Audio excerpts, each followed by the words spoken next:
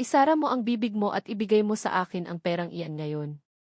Ang mga salita ni Sarah ay umalingaw sa sala na parang kulog.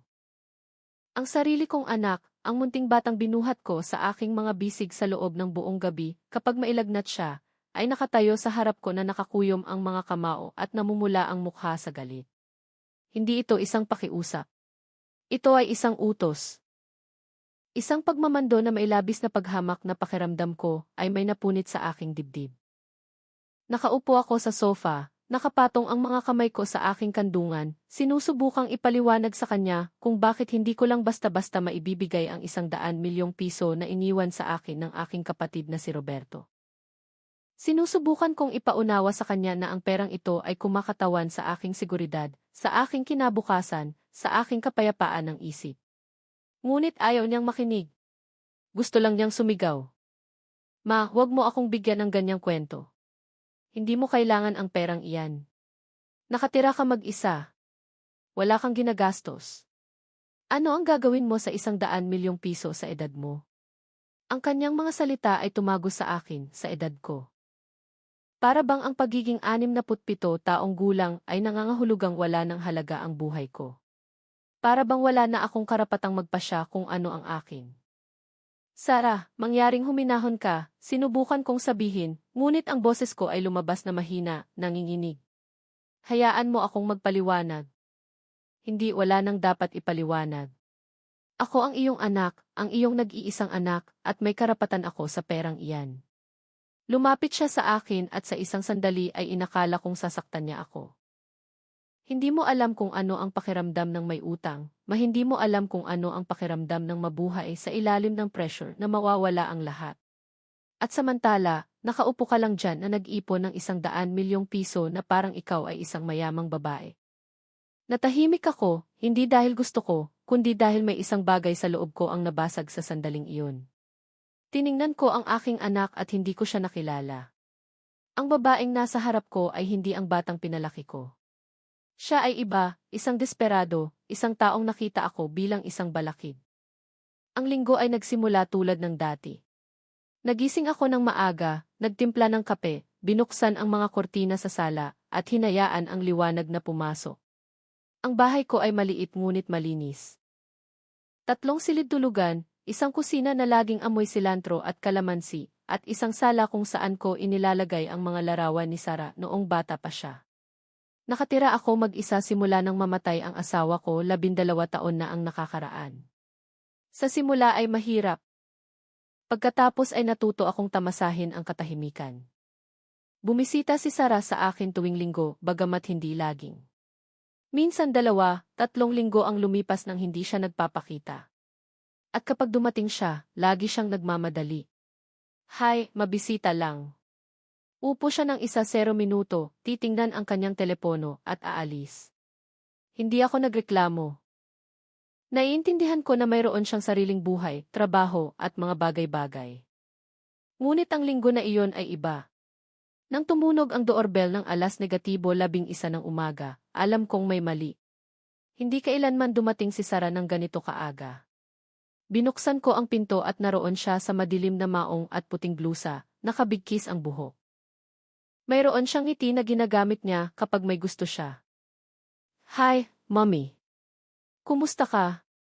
Hinalikan niya ako sa pisngi at pumasok nang hindi naghihintay ng sagot. Gumawa ako ng chicken adobo, sabi ko, isinara ang pinto.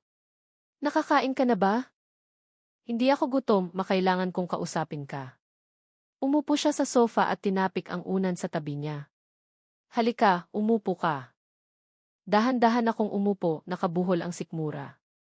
Alam ko kung ano ang gusto niyang pag-usapan. Simula nang matanggap ko ang tawag mula sa abogado ni Roberto 3 linggo na ang nakakaraan, alam kong darating si Sarah para dito. Namatay ang kapatid ko sa Pampanga, mag-isa sa kanyang apartment, isang malaking atake sa puso sa edad na 72. Hindi siya naghirap, sabi nila. Basta na lang siya nawala at iniwan niya sa akin ang lahat ng mayroon siya. 100 milyong piso. Ang perang naipon niya sa pagtatrabaho sa konstruksyon sa loob ng 40 taon. Perang hindi niya kailanman ginastos sa mga bakasyon, sa luho, sa anuman. Nabuhay si Roberto sa sapat lang. Palagi niyang sinasabi na mas gusto niyang magkaroon ng seguridad kaysa sa kasiyahan. Ma, alam kong natanggap mo ang mana mula kay Tito Roberto, sabi ni Sarah, ang boses niya ay malambing. Masyadong malambing. At gusto kong malaman mo na masaya ako para sa iyo. Seryoso, karapat-dapat ka dyan. Tumango ako ngunit wala akong sinabi. Naghintay ako. Ang totoo, ma, alam mo naman, nagkaroon ako ng problema sa pananalapi, seryosong problema. May utang ako sa bangko, sa mga credit card, at nasa limit na ako. Kung hindi ako magbabayad agad, kukunin na nila ang bahay. Lumapit siya at kinuha ang kamay ko. Ma, kailangan ko ang tulong mo. Kailangan kong bigyan mo ako ng bahagi ng perang iyan. Hindi lahat. Sapat lang para makaahon dito. Pakiramdam ko ay may bumara sa lalamunan ko. Hindi dahil ayaw ko siyang tulungan, kundi dahil may isang bagay sa tono niya ang nagsabi sa akin na hindi ito isang pakiusap. Ito ang simula ng isang bagay na mas malaki. Sarah, naiintindihan ko na dumaraan ka sa mahirap na panahon, sabi ko dahan-dahan. Ngunit ang perang iyan ay ang lahat ng mayroon ako. Ito ang aking seguridad. Sa edad ko, hindi na ako makapagtrabaho. Hindi ko na mababawi ang anumang gagastusin ko. At hindi ko rin alam kung gaano pa ako katagal mabubuhay. Binitawan ni Sarah ang kamay ko at umatras. Seryoso, ma, sinasabi mo sa akin na mas gusto mong mamatay na may 100 milyong piso sa bangko kaysa tulungan ang sarili mong anak. Hindi ko sinasabi iyan, Sarah. Sinasabi ko lang na kailangan kong pag-isipan. Na kailangan kong tingnan kung paano di. Pag-isipan ng ano, ma? Ano ang dapat pag-isipan? Ako ang iyong anak, ang iyong dugo, at narito ako at humihingi ng tulong, at sinasabi mo sa akin na kailangan mong pag-isipan. Nagsimulang tumaas ang boses niya. Alam mo ba? Palagi kong alam na makasarili ka, ngunit hindi ko akalain na makakaya mong gawin ito. Natigilan ako. Makasarili. Ang salitang iyon ay tumimo sa akin na parang pako. Sarah, mangyaring huwag kang magsalita ng ganyan. Huwag magsalita ng ganyan? At paano mo gusto akong magsalita, ma? Desperado ako. At ikaw ay kalmado dyan na may 100 milyong piso. Hindi mo nga kailangan. Tumayo siya at nagsimulang maglakad-lakad. Wala kang naiintindihan. Nabubuhay ka sa iyong mundo sa maliit na bahay na ito nang walang anumang problema. Ngunit mayroon akong tunay na buhay. Mayroon akong tunay na gastos. Mayroon akong tunay na problema.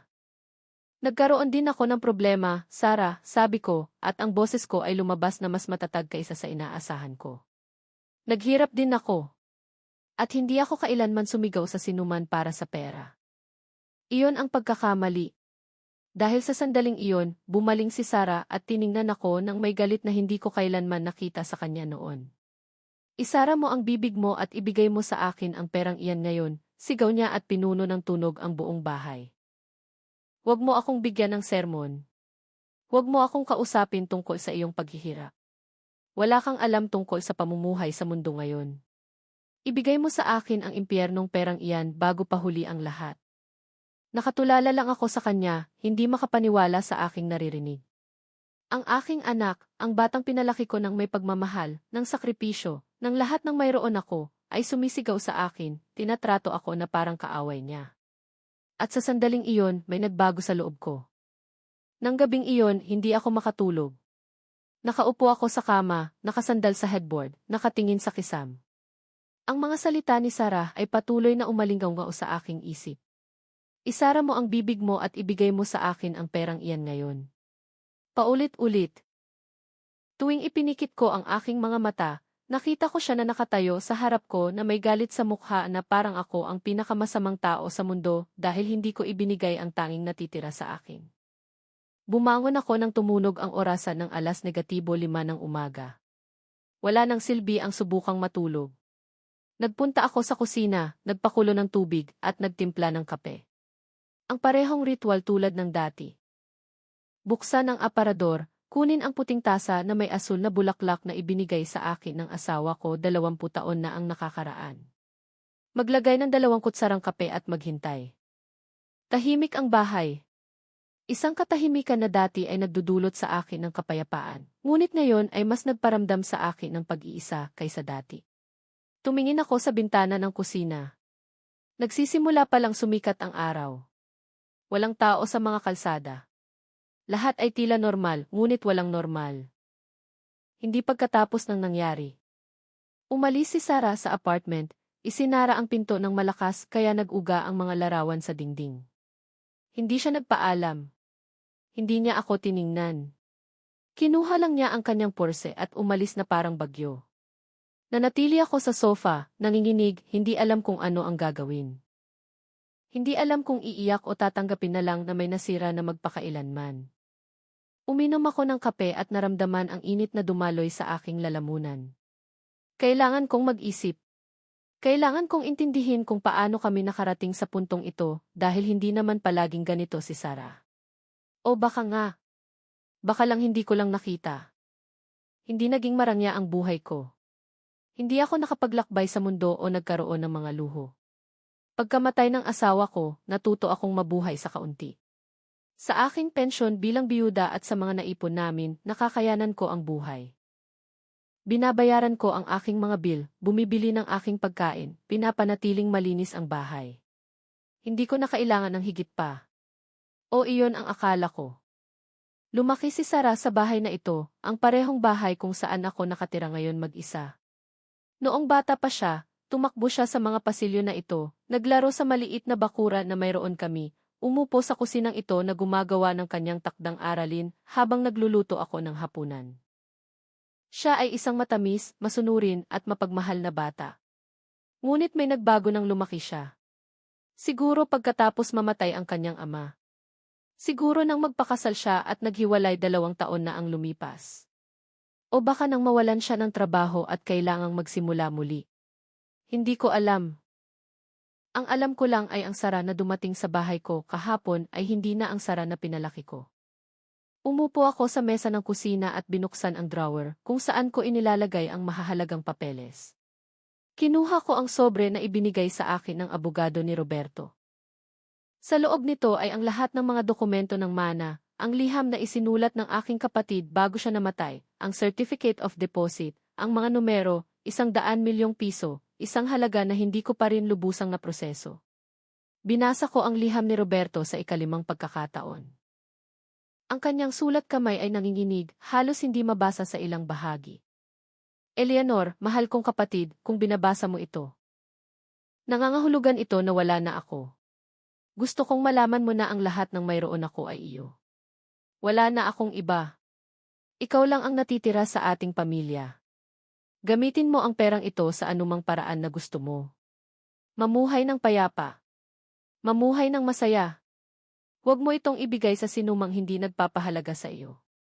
Huwag mong hayaang kunin ng sinuman ang iyo. Nang may pagmamahal. Roberto. Ipinikit ko ang aking mga mata at naramdaman ang mga luha na dumaloy sa aking pisngi. Si Roberto ay palaging matalino. Palagi niyang alam kung paano makita ang mga bagay na ayaw kong makita. At sa liham na iyon, binabalaan niya ako. Sinasabi niya sa akin na protektahan kung ano ang akin, na huwag hayaang manipulahin ako. Ibinaba ko ang liham pabalik sa sobre at inilagay sa drawer. Tinapos ko ang aking kape at tumayo. Kailangan kong gumawa ng isang bagay. Hindi ko lang basta-basta maupo rito na naghihintay na bumalik si Sarah at sumigaw sa akin muli. Kailangan kong kontrolin ang aking buhay. Ginugol ko ang nalalabi ng umaga sa paglilinis ng bahay. Nilinis ko ang sahig ng sala, pinunasan ang mga kasangkapan, hinugasan ang mga pinggan na hindi man lang ginalaw ni Sarah noong nakaraang araw. Ang bawat galaw ay mekanikal, otomatiko, ngunit nakatulong ito sa akin na hindi mag-isip, na hindi maramdaman ang buhol sa aking dibdib na hindi nawawala. Nang matapos ako, umupo ako sa sofa at tiningnan ang mga larawan na nasa estante. Si Sarah nasanggol sa aking mga bisig. Si Sarah sa kanyang unang komunyon na may puting damit at malaking ngiti. Si Sarah sa kanyang araw ng kasal, nagliliwanag, masaya, at ako sa tabi niya, ipinagmamalaki, laging naniniwala na siya ang pinakamahusay na anak sa mundo. Ngunit ang mga larawan ay nagsisinungaling. O baka hindi. Baka nga ang batang iyon ay umiral at sa ilang punto ay nawala. Tumunog ang telepono ng 11:11 ng umaga. Tiningnan ko ang screen. Si Sarah iyon. Ang una kong instinct ay huwag sagutin. Ngunit may isang bagay sa loob ko ang may pag-asa pa rin. Pag-asa na tumawag siya para humingi ng tawad. Upang sabihin sa akin na nagkamali siya. Upang maging anak ko muli. Sinagot ko. Ang boses niya ay kakaiba. Mas kalmado, halos matamis. Sarah. Ano iyon? Ma, alam kong nawalan ng kontrol ang mga bagay-bagay kahapon. At humihingi ako ng tawad. Talagang humihingi ako ng tawad. Hindi ko dapat sinigawan ka ng ganoon, ngunit desperado lang ako, manapagod na. At nang sinabi mong hindi mo ako matutulungan, pakiramdam ko ay gumuho ang lahat. Ipinikit ko ang aking mga mata. Naroon iyon. Ang tono ng biktima, ang parehong ginagamit niya noong teenager pa siya at gusto niyang patawarin ko siya para sa isang bagay. Sarah, naiintindihan ko na dumaraan ka sa mahirap na panahon, ngunit hindi iyon nagbibigay sa iyo ng karapatang kausapin ako ng ganoon. Ako ang iyong ina at karapat-dapat ako sa paggalang. Alam ko, maalam ko. At ginagalang kita. Ganito lang kasi. Isang mahabang katahimikan. Hindi mo alam kung ano ang pakiramdam ng nasa kalagayan ko. Ang magkaroon ng utang na lumalaki araw-araw, ang may mga taong tumatawag sa iyo sa lahat ng oras na humihingi ng pera. Nakakatakot, maparang nabubuhay sa isang bangungot. Nagbuntong hininga ako. Gusto kong yakapin siya, sabihin sa kanya na magiging maayos ang lahat.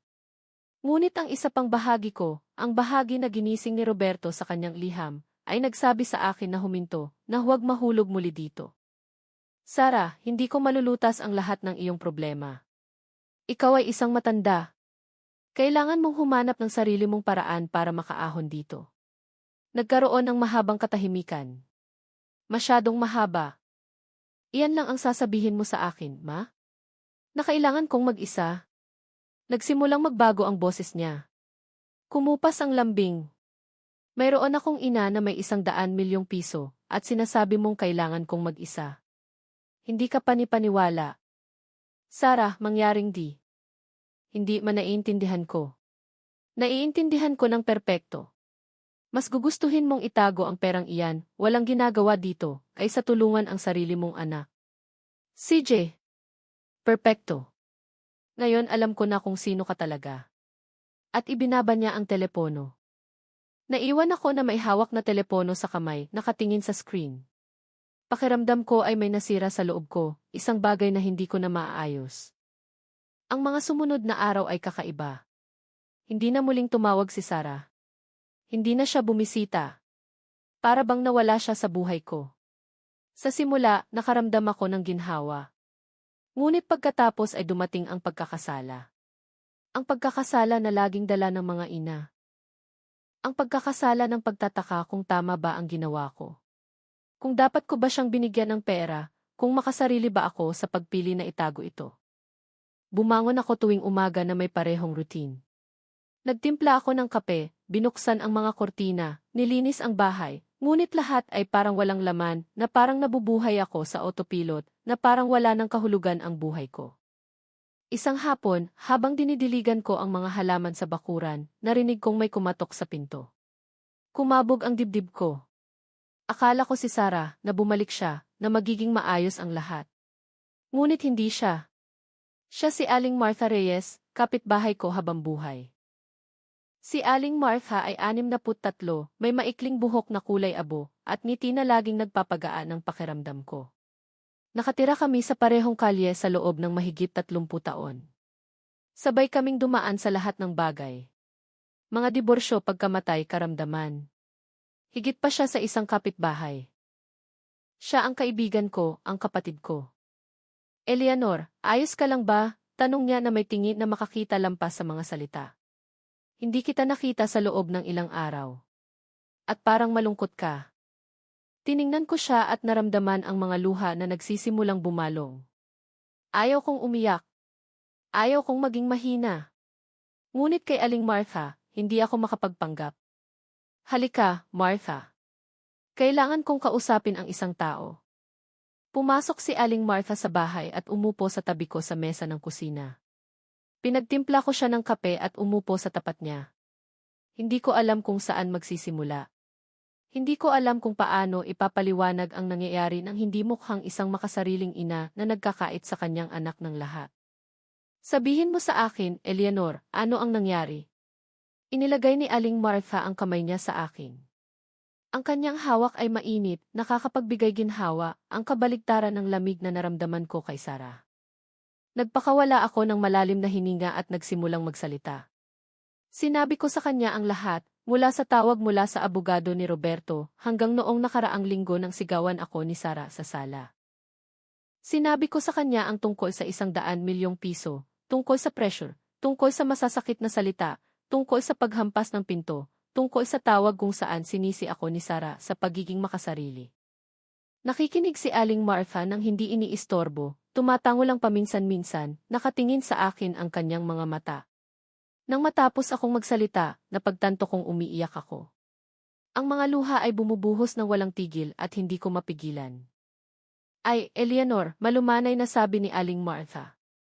Hindi mo ito kasalanan. Alam mo yon, di ba? Hindi ko alam, Martha. Minsan iniisip ko na makasarili ako, na dapat ko siyang tulungan. Siya ang anak ko. Anong ina ang hindi tumutulong sa kanyang anak kapag kailangan niya ito? Isang inang gumagalang sa kanyang sarili, matatag na sagot ni Aling Martha. Eleanor, pakinggan mo ako. Ang perang iyan ay sa iyo. Iniwan sa iyo ng kapatid mo, hindi kay Sarah. Sa iyo. At ginawa niya iyon dahil mahal ka niya. Dahil pinagkakatiwalaan ka niya. Dahil alam niyang kailangan mo iyon. Ngunit may utang si Sarah. Mayroon siyang problema. At narito ako na nakaupo sa 100 milyong piso na hindi ko man lang alam kung ano ang gagawin. At ano ang ginawa niya para magkaroon ng ganyang mga utang, Eleanor? Sinabi ba niya sa iyo? Tiningnan ako ni Aling Martha na may ekspresyon na alam niya ang isang bagay na ayaw kong aminin. Dahil nakita ko si Sarah. Nakita ko siyang dumarating sa mga taxi, bumibili ng bagong damit, lumalabas sa mga mamahaling restaurant. Hindi siya mukhang isang taong nasira. Natahimik ako dahil tama si Aling Martha. Palaging nagrereklamo si Sarah na wala siyang pera, ngunit ang buhay niya ay hindi mukhang may krisis. Palagi siyang nakasuot ng mga damit na may tatak. Palagi siyang may pinakabagong telepono. Palagi siyang nagkukwento tungkol sa mga lugar na pinuntahan niya. Eleanor, may kailangan kang intindihin. Hindi ikaw ang may pananagutan sa mga problema ni Sarah. Siya ay isang matanda. Mahigit 40 na siya. Kung may utang siya, iyon ay dahil gumawa siya ng mga desisyon na nagdulot niyan. At hindi mo iyan kasalanan. Ngunit siya ang anak ko, Martha. At tiyak na dahil doon, hindi mo siya dapat hayaang manipulahin ka. Pinisil ni Aling Martha ang kamay ko. Dahil iyan ang ginagawa niya, Eleanor. Minamanipula ka niya. Ginagamit niya ang iyong pagmamahal bilang ina laban sa iyo. At hinahayaan mo siya. Masakit ang kanyang mga salita. Hindi dahil malupit ang mga ito, kundi dahil totoo. Isang katotohanan na iniiwasan ko mula noong nakaraang linggo. Ano ang dapat kong gawin, Martha? Hindi ko na lang alam. Pakiramdam ko, kung bibigyan ko siya ng pera, wala nang matitira sa akin. Ngunit kung hindi ko ibibigay, mawawala ang anak ko.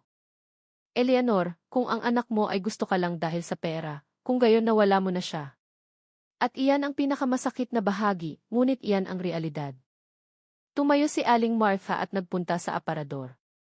Kinuha niya ang isang bote ng tubig at ibinuhusan ako ng isang baso. Uminom ka at pakinggan mo ako. Kailangan mong protektahan ang sarili mo. Kailangan mong siguraduhin na ligtas ang perang iyan. Dahil kung si Sarah ay desperado tulad ng tunog niya, hindi siya titigil hanggat hindi niya nakukuha ang gusto niya. Sa tingin mo ay gagawa siya ng masama? Hindi agad sumagot si Aling Martha.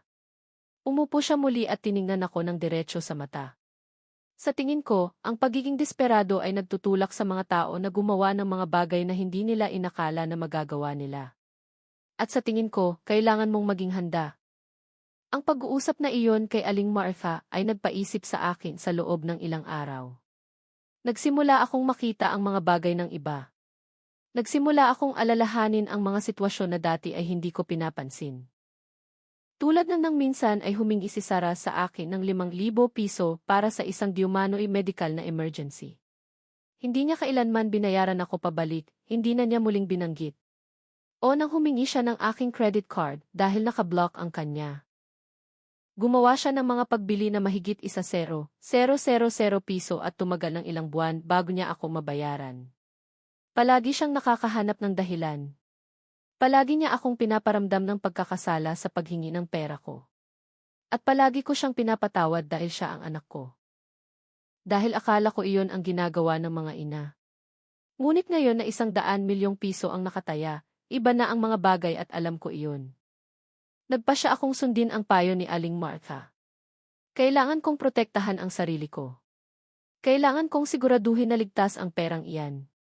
Kaya, nag-schedule ako ng appointment sa isang abogado, hindi ang parehong humawak sa mana ni Roberto. Iyon ay sa Pampanga at komplikado. Naghanap ako ng isa rito sa Maynila, isang makagagabay sa akin kung ano ang gagawin. Ang pangalan ng abogado ay si Atty. Santiago Reyes. Mayroon siyang maliit na opisina sa downtown ng Maynila sa isang ngunit maayos na gusali. Nang pumasok ako, binati niya ako ng isang mabait na ngiti. Siya ay isang lalaki na nasa 50 na may salamin at kalmadong pag-ugali na nagparamdam sa akin ng kaligtasan. Lembres Eleanor Madrigal, mangyaring umupo kayo. Paano ko kayo matutulungan? Ipinaliwanag ko ang sitwasyon. Sinabi ko sa kanya ang tungkol kay Roberto, ang mana, si Sarah, lahat. Nakikinig si Atty. Santiago ng maingat, kumukuha ng mga tala sa isang legal pad. Naiintindihan ko, sabi niya nang matapos ako. At gusto ninyong siguraduhin na protektado ang perang iyan, tama? Opo. Ayaw kong may makakuha nito sa akin kahit ang anak ko. Tumango si Atty. Santiago. Aba, Ginfes Madrigal, ang una mong kailangan malaman ay ang perang ito ay liga na sa iyo. Iniwan ito ng kapatid mo sa iyo sa kanyang testamento. Walang sinuman ang makakakuha nito sa iyo nang walang pahintulot mo. Ngunit naiintindihan ko ang iyong pag-aalala. Minsan, ang presyo rin ng pamilya ay napakalakas. Eksakto. Pakiramdam ko, kung hindi ako gagawa ng isang bagay, hindi titigil si Sarah at natatakot ako na gagawa siya sa akin ng isang bagay na pagsisisihan ko sa huli. Kung gayon, ang irerekomenda ko ay magbukas tayo ng isang espesyal na account, isang account na nasa pangalan mo lamang, na walang beneficiary. Na walang access para sa sinumang iba. Maaari rin tayong gumawa ng isang testamento, kung saan malinaw mong tinukoy kung ano ang gusto mong mangyari sa perang iyan kapag wala ka na rito. Sa ganoong paraan, kung may mangyari sa iyo, walang makakapagsabi na hindi malinaw. Nakahinga ako ng maluwag. Sa wakas, may nagbibigay sa akin ng konkretong sagot, totoong solusyon. At kung susubukan niya akong kasuhan o kung ano paman, tanong ko, may takot sa boses ko. Wala siyang legal na batayan para kasuhan ka. Rex Madrigal. Ang pera ay sa iyo. Period. Ngunit maaari siyang sumubok na magdulot ng mga problema sa iyo sa ibang paraan. Iyon ang dahilan kung bakit mahalaga na maging handa ka. Na mayroon kang lahat ng dokumento. Na alam mo ng eksakto kung ano ang mayroon ka at kung nasaan ito. Umalis ako sa opisina ni Atty. Santiago na may pakiramdam na mas malakas, may plano, may konkretong gagawin. Hindi na ako nag-iisa dito. Hindi na ako naliligaw. Sa mga sumunod na araw, sinunod ko ang lahat ng hakbang na ipinahiwatig ni Atty. Santiago. Nagbukas ako ng bagong account sa ibang bangko. Inilipat ko ang pera ng mana sa account na iyon. Binago ko ang lahat ng aking mga password. Inilagay ko ang lahat ng mahahalagang dokumento sa isang safe deposit box na inarkila ko partikular para dito. Ang bawat hakbang na ginawa ko ay nagparamdam sa akin ng masiguridad, mas kontrol sa aking buhay. Ngunit ito rin ay nagparamdam sa akin ng mas pag-iisa dahil ang bawat desisyon na ginawa ko ay nagtulak sa akin papalayo kay Sarah. At kahit alam kong tama ang ginawa ko, masakit. Masakit ito tulad ng wala pa akong naramdaman noon. Isang gabi, nakaupo ako sa sala na nanonood ng telebisyon nang hindi binibigyan ng pansin nang tumunog ang telepono. Ito ay isang numero na hindi ko nakilala. Nag-alinlangan ako bago sumagot, ngunit may isang bagay na nagsabi sa akin na dapat kong gawin. Hello, Limbres Eleanor Madrigal. Ito ay boses ng isang babae. Formal, professional. Ako nga. Sino ito? Ang pangalan ko ay Victoria de la Cruz. Ako ay isang abogado na kumakatawan sa iyong anak, si Sarah Madrigal. Tumatawag ako dahil gusto niyang makipagkasundo sa iyo tungkol sa mana ng iyong kapatid. Pakiramdam ko ay bumukas ang sahig sa ilalim ko. Nag-arkila si Sarah ng abogado. Hindi na lang ito isang away pampamilya. Ito ay isang bagay na maseryoso. Isang kasunduan, tanong ko, sinusubukang panatilihing matatag ang boses ko. Tama. Naniniwala si Miss Madrigal na may karapatan siya sa isang bahagi ng mana na iyon. At bago magpatuloy sa legal na paraan, gusto niyang bigyan ka ng pagkakataon na ayusin ito ng maayos. Akin ang perang iyan, sabi ko, at ang boses ko ay lumabas na mas matatag kaysa sa inaasahan ko. Iniwan sa akin ng kapatid ko. Sa legal, walang dapat pag-usapan. Naiintindihan ko ang iyong posisyon, Miss Madrigal, ngunit ang aking kliyente ay handang makipagkasundo sa isang makatwirang kasunduan. Kung sasang-ayon kang ibigay sa kanya ang 50% ng mana, hindi siya magsasagawa ng legal na aksyon. 50%. 50 milyong piso. Gusto ni Sarah ng 50 milyong piso. At nagbabanta siyang kakasuhan ako kung hindi ko ibibigay sa kanya. Hindi, sabi ko. Hindi ko gagawin iyan. Akin ang perang iyan. At kung gusto niya akong kasuhan, hayaan siya, ngunit hindi ako susuko. Nagkaroon ng katahimikan sa kabilang linya. Sige po, Miss Madrigal. Ipaparating ko ang iyong tugon sa aking kliyente. Magandang gabi. Ibinaba ko ang telepono at naiwan na nanginginig, hindi sa takot, kundi sa galit, sa sakit, sa kawalan ng paniniwala. Ang sarili kong anak ay nagbabanta sa akin. Ang sarili kong anak ay nag-arkila ng abogado para kunin ang akin. At sa sandaling iyon, alam kong may nagbago na magpakailanman na walang balikan. Pagkatapos ng pag-uusap sa abogado ni Sarah, umupo ako sa sofa nang hindi gumagalaw. Nanginginig ang aking mga kamay. Malakas na tumibok ang aking puso. Naririnig ko ito sa aking mga tainga. Hindi ako makapaniwala sa nangyari. Hindi ako makapaniwala na umabot sa ganito ang aking anak. 50%, 50 milyong piso. Para bang mayroon akong sobra? Para bang wala akong karapatang magpasya tungkol sa sarili kong pera? Tinawagan ko si Aling Martha. Kailangan kong kausapin ang isang tao bago ako mabaliw. Sinagot niya sa ikalawang ring. Eleanor, ano ang nangyari? Parang malungkot ka. Martha? Nag-arkila si Sarah ng abogado. Tumawag lang sila sa akin. Gusto niya akong bigyan ng kalahati ng mana o kakasuhan niya ako. Narinig kong huminga ng malalim si Aling Martha sa kabilang linya. Diyos ko, Eleanor. Nawalan na ito ng kontrol. Hindi ko alam kung ano ang gagawin.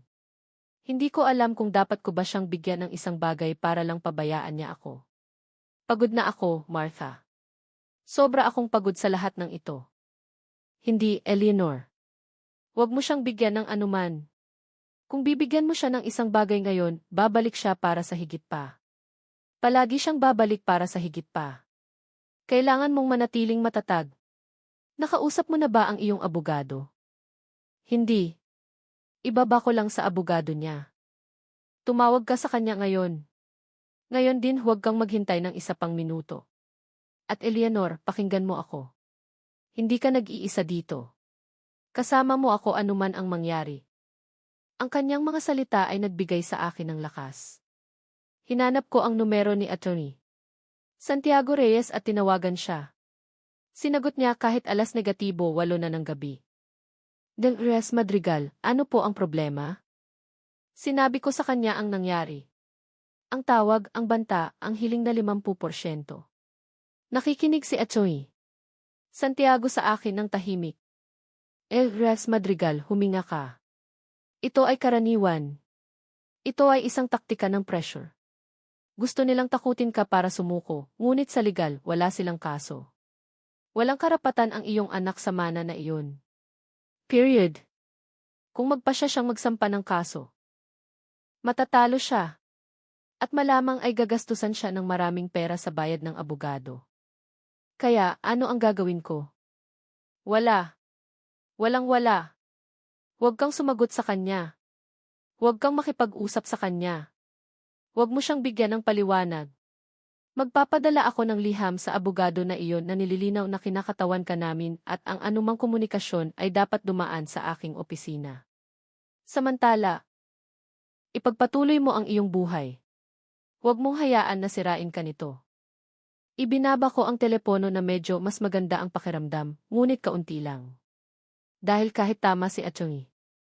Santiago, kahit nasa panig ko ang batas, wala sa mga iyon ang nagbago sa katotohanan na inaatake ako ng aking anak, na ang batang pinalaki ko ng may pagmamahal ay nakikita ako ngayon bilang kanyang kaaway. Ang mga sumunod na araw ay isang bangungot. Nagsimulang tawagan ako ni Sarah nang walang tigil sa lahat ng oras. Sa umaga, sa hapon, sa gabi, nag-iiwan siya ng mahabang mensahe. Ang ilan ay umiiyak, ang iba ay sumisigaw. Ma, mangyaring mag-usap tayo. Ayaw kong magpunta tayo sa korte. Ibigay mo lang sa akin ang akin at magiging maayos ang lahat.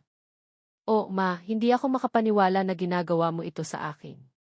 Pagkatapos ng lahat ng ginawa ko para sa iyo, kasalanan mo ito. Lahat ay kasalanan mo. Tumigil ako sa pagsagot. Sinunod ko ang payo ni Atty. Santiago. Ngunit ang bawat mensahe na naririnig ko ay parang suntok sa sikmura, parang sugat na hindi humihinto sa pagdurugo. Nagsimula rin siyang magpadala sa akin ng mga text message. Daan-daan. Ang ilan ay nagmamakaawa, ang iba ay nagbabanta. Ma, alam mo ba? Sana mamatay ka na agad para sa wakas ay makuha ko ang akin. O, ikaw ay isang makasariling matanda at alam ng lahat iyon. Walang sinuman ang sasamahan ka kapag namatay ka mag-isa. O, sana ang pera na iyan ay magpasaya sa iyo dahil iyan lang ang magkakaroon ka. Ang bawat mensahe ay isang punyal. Ang bawat salita ay nagpapaalala sa akin na ang anak na kilala ko ay wala na. Nasa kanyang lugar ay isang estranghero na puno ng puot at sama ng loob. Isang hapon, may kumatok sa pinto. Tumingin ako sa peephole bago buksan. Si Sarah iyon. Nakatayo siya doon na nakasuot ng maong at itim na jacket, nakalugay ang buhok. Mukha siyang pagod, maga ang kanyang mga mata, na parang hindi siya nakatulog ng ilang araw. Nanatili ako sa kabilang bahagi ng pinto nang hindi binubuksan. Ayaw ko siyang harapin. Hindi pagkatapos ng lahat ng nangyari. Ma, alam kong nasa loob ka. Mangyaring buksan mo. Kailangan kitang kausapin. Ang boses ni Sarah ay parang malambing, halos basag. Hindi ako sumagot. Ma, mangyaring. 5 minuto lang. Nagmamakaawa ako sa iyo. May isang bagay sa loob ko ang gumalaw. Siya ang anak ko. Nagmamakaawa siya. At ako, tulad ng dati, ay gusto kong maniwala na sa pagkakataong ito ay iba. Na sa pagkakataong ito ay talagang nagsisisi siya. Dahan-dahan kong binuksan ang pinto. Tiningnan ako ni Sarah na mailuha ang mga mata. Namamaga ang kanyang mukha na parang umiyak siya ng ilang oras. Masalamat sa pagbubukas. 5 minuto, Sarah. 5 minuto lang. Pumasok siya at umupo sa sofa. Nanatili ako na nakatayo malapit sa pinto, handang tumakbo kung magiging magulo ang mga bagay-bagay. Ma, alam kong nawalan ng kontrol ang mga bagay-bagay. Alam kong nagsabi ako ng mga kakilakilabot na bagay at humihingi ako ng tawad. Talagang totoo ako. Pinunasan niya ang kanyang mga luha gamit ang likod ng kanyang kamay. Desperado lang ako, may utang ako na halos 5 milyong piso. Nagbabanta ang bangko na kukunin ang bahay ko. Wala akong trabaho. Wala akong sinumang makakatulong sa akin at ikaw lang ang mayroon ako. Umupo ako sa upuan sa tapat niya. Tiningnan ko siya nang hindi nagsasalita, naghihintay. Alam kong sa iyo ang pera. Alam kong iniwan ito sa iyo ni Tito Roberto, ngunit ma, hindi mo ito kailangan. Mabubuhay ka ng maayos sa iyong pensyon. Mayroon kang bahay na ito. Nakaayos na ang lahat sa iyo. Ako naman, malapit nang mawala ng lahat. Hindi mo ba ako matutulungan? Kahit kaunti lang. Sarah, paano ka nagkaroon ng 5 milyong piso na utang? Tanong ko. Ang boses ko ay lumabas na mas matatag kaysa sa inaasahan ko. Tumingin siya sa ibaba. Mga bagay-bagay. Gastos. Mahal ang buhay. Ma, hindi mo maiintindihan dahil hindi ka nabubuhay sa mundo ko. Anong gastos, Sarah? Damit, restaurant, biyahe. Hindi lang iyan. Nagkaroon din ako ng mga emergency, mga bagay na kailangan kong bayaran. Hindi lahat ay para sa kasiyahan. At bakit hindi ka humingi ng tulong sa akin dati? Bakit ka naghintay hanggang ngayon? Dahil dati wala kang pera, mangunit ngayon mayroon ka. Ngayon mayroon kang 100 milyong piso at hindi ko naiintindihan kung bakit ayaw mong ibahagi kahit kaunti sa akin. Naroon muli iyon. Ang tono na iyon, ang paraan ng pagpaparamdam sa akin ng pagkakasala, ng pagpapaniwala sa akin na ako ang masamang tao dahil hindi ko ibinigay ang hinihingi niya. Sarah, ang perang iyan ay ang aking seguridad. Iyan lang ang mayroon ako para sa aking pagtanda, para sa mga emergency, para makapamuhay ako ng payapa nang hindi umaasa sa sinuman. Ngunit ako ang anak mo, ang mga pamilya ay dapat magtulungan. Dapat gusto mo akong tulungan. Tinulungan kita sa buong buhay mo. Sarah, binigyan kita ng edukasyon. Binigyan kita ng bahay. Binigyan kita ng pagkain. Binigyan kita ng pagmamahal. At alam mo ba? Hindi mo kailanman pinasalamatan ako para doon. Hindi kailanman sapat. At ngayon narito ka para humingi ng 50 milyong piso na parang iyan ang pinakanormal na bagay sa mundo. Tumayo si Sarah. Ang lambing sa kanyang mukha ay nagsimulang mawala. Alam mo ba, Ma? Tama ka. Hindi kailanman sapat ang lahat dahil hindi ka naging isang mabuting ina. Palagi kang mas nag-aalala sa iyong buhay, sa iyong mga bagay-bagay kaysa sa akin. Si Papa ang nagpalaki sa akin. Nandoon ka lang para sa dekorasyon. Ang kanyang mga salita ay tumago sa akin na parang mga kutsilyo. Hindi iyan totoo, Sarah. At alam mo iyan, di ba? Talaga? Kung gayon, sabihin mo sa akin, Ma, nasaan ka nang kailangan kita? Nang naghiwalay kami? Nang nawalan ako ng trabaho? Narito ka sa iyong maginhawang maliit na bahay, nabubuhay sa iyong tahimik na buhay habang nagdurusa ako. Palagi akong magagamit para sa iyo, Sarah. Palagi. Ngunit hindi mo kailanman gusto ang tulong ko. Gusto mo lang ang pera ko dahil iyan lang ang gumagana. Ma, ang pera lang ang naglalutas ng mga problema. At mayroon ka. At ayaw mong ibigay sa akin. Hindi sa ayaw ko. Hindi ko magagawa. Hindi ko maibibigay sa iyo ang isang bagay na mag-iiwan sa akin na wala. Hindi ko isasakripisyo ang aking kinabukasan para sa iyong mga pagkakamali. Tiningnan ako ni Sarah ng mailamig na hindi ko kailanman nakita noon. Alam mo ba, Ma? Sinubukan kong gawin ito sa mabuting paraan. Sinubukan kong kausapin ka. Sinubukan kong makipag-usap, ngunit nakikita kong walang silbi. Kaya, gagawin natin ito sa mahirap na paraan. Ano ang ibig sabihin niyan? Ibig sabihin, gagawin ko ang lahat sa aking kapangyarihan para kunin ang perang iyan sa iyo. Kakasuhan kita. Sasabihin ko ang mga bagay-bagay tungkol sa iyo. Sisiguraduhin kong malalaman ng lahat kung anong klaseng ina ka, at sa huli, maiiwan kang mag-isa, ganap na mag-isa. Bumaling siya at naglakad patungo sa pinto. Bago umalis, bumaling siya sa huling pagkakataon. Kasalanan mo ito, malahat ng mangyayari mula ngayon ay kasalanan mo. At umalis siya, iniwan ako na nakatayo sa gitna ng sala, nanginginig at bumubuhos ang mga luha ng walang tigil. Nang gabing iyon, hindi ako makatulog. Nakahiga ako doon na nakatingin sa kisame, iniisip ang lahat ng sinabi ni Sarah, nagtataka kung tama ba siya, kung talagang naging masamang ina ako, kung kasalanan ko ba ang lahat ng ito. Ngunit pagkatapos ay naalaala ko ang mga salita ni Roberto sa kanyang liham. Huwag mo itong ibigay sa sinumang hindi nagpapahalaga sa iyo. Huwag mong hayaang kunin ng sinuman ang iyo. At naintindihan ko na alam ng kapatid ko. Alam niyang mangyayari ito. Alam niyang darating si Sarah para sa pera. Alam niyang kailangan ko ng lakas para labanan. At nagpasya ako na hindi ako susuko. Hindi ko hahayaan na sirain niya ako.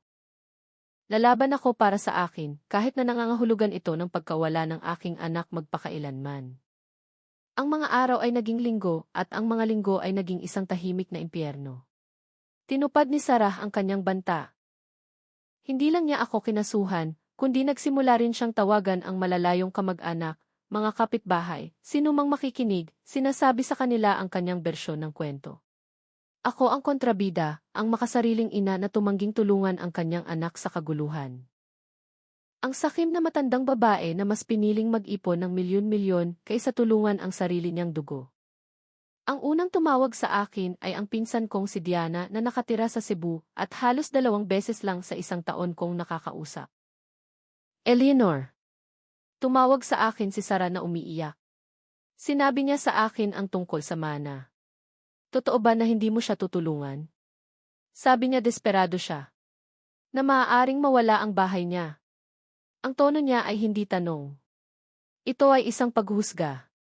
Para bang napagdesisyonan na niya na mali ako. Diana, mas komplikado ang sitwasyon kaysa sa sinabi sa iyo ni Sarah. Sinubukan kong magpaliwanag, ngunit pinutol niya ako. Eleanor, siya ang anak mo. Ang iyong nag-iisang anak. Paano ka nagiging ganoon kahirap sa kanya? Minsan ang mga ina ay kailangang magsakripisyo para sa kanilang mga anak. Iyan ang dapat nating gawin.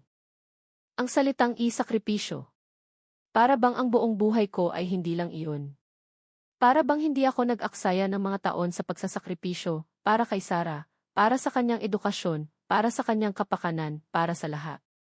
Salamat sa iyong opinyon, Diana, ngunit ito ay nasa pagitan ni Sarah at akin.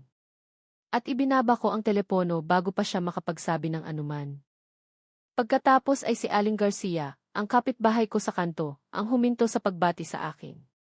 Dati ay palagi siyang humihinto kapag nakita niya akong dumadaan, nagtatanong kung kumusta ako, nag-aalok ng kape. Ngayon ay tumatawid siya ng kalye para iwasan ako. Sinabi sa akin ni Aling Martha na binisita siya ni Sarah. Umiyak daw ito sa kanya ng 1 oras na nagkukwento kung gaano ako kasama, kung paano ko siya hinahayaang magutom habang ako ay lumalangway sa pera. Nag-uusap na ang mga tao, Eleanor, sabi sa akin ni Aling Martha isang hapon habang umiinom kami ng tsaa sa aking kusina. Sinasabi nila ang mga kakilakilabot na bagay tungkol sa iyo at hindi ka lang basta-basta mananahimik. At ano ang gusto mong gawin ko, Martha? Lumabas sa kalye at ipagtanggol ang sarili ko. Ipaliwanag sa bawat tao kung ano ang talagang nangyayari. Hindi ko gagawin iyon. Maaaring isipin ng mga tao kung ano ang gusto nilang isipin. Ngunit nakakaapekto ito sa iyo. Nakikita kitang mas lalong nangangayayat araw-araw, mas pagod, hindi ka kumakain ng maayos, hindi ka natutulog. Sinisira ka ni Sarah at hinahayaan mo siya. Tama siya. Nawalan ako ng halos 1 kilo sa nakalipas na ilang linggo. Wala akong gana kumain. Wala akong lakas para sa anuman. Nagigising ako sa gitna ng gabi na mabilis ang tibok ng puso ko. Iniisip ang lahat ng sinasabi ni Sarah tungkol sa akin, kung paano niya ako pinipinturahan bilang isang halimaw. Ngunit ang pinakamasakit ay hindi ang sinabi niya sa iba.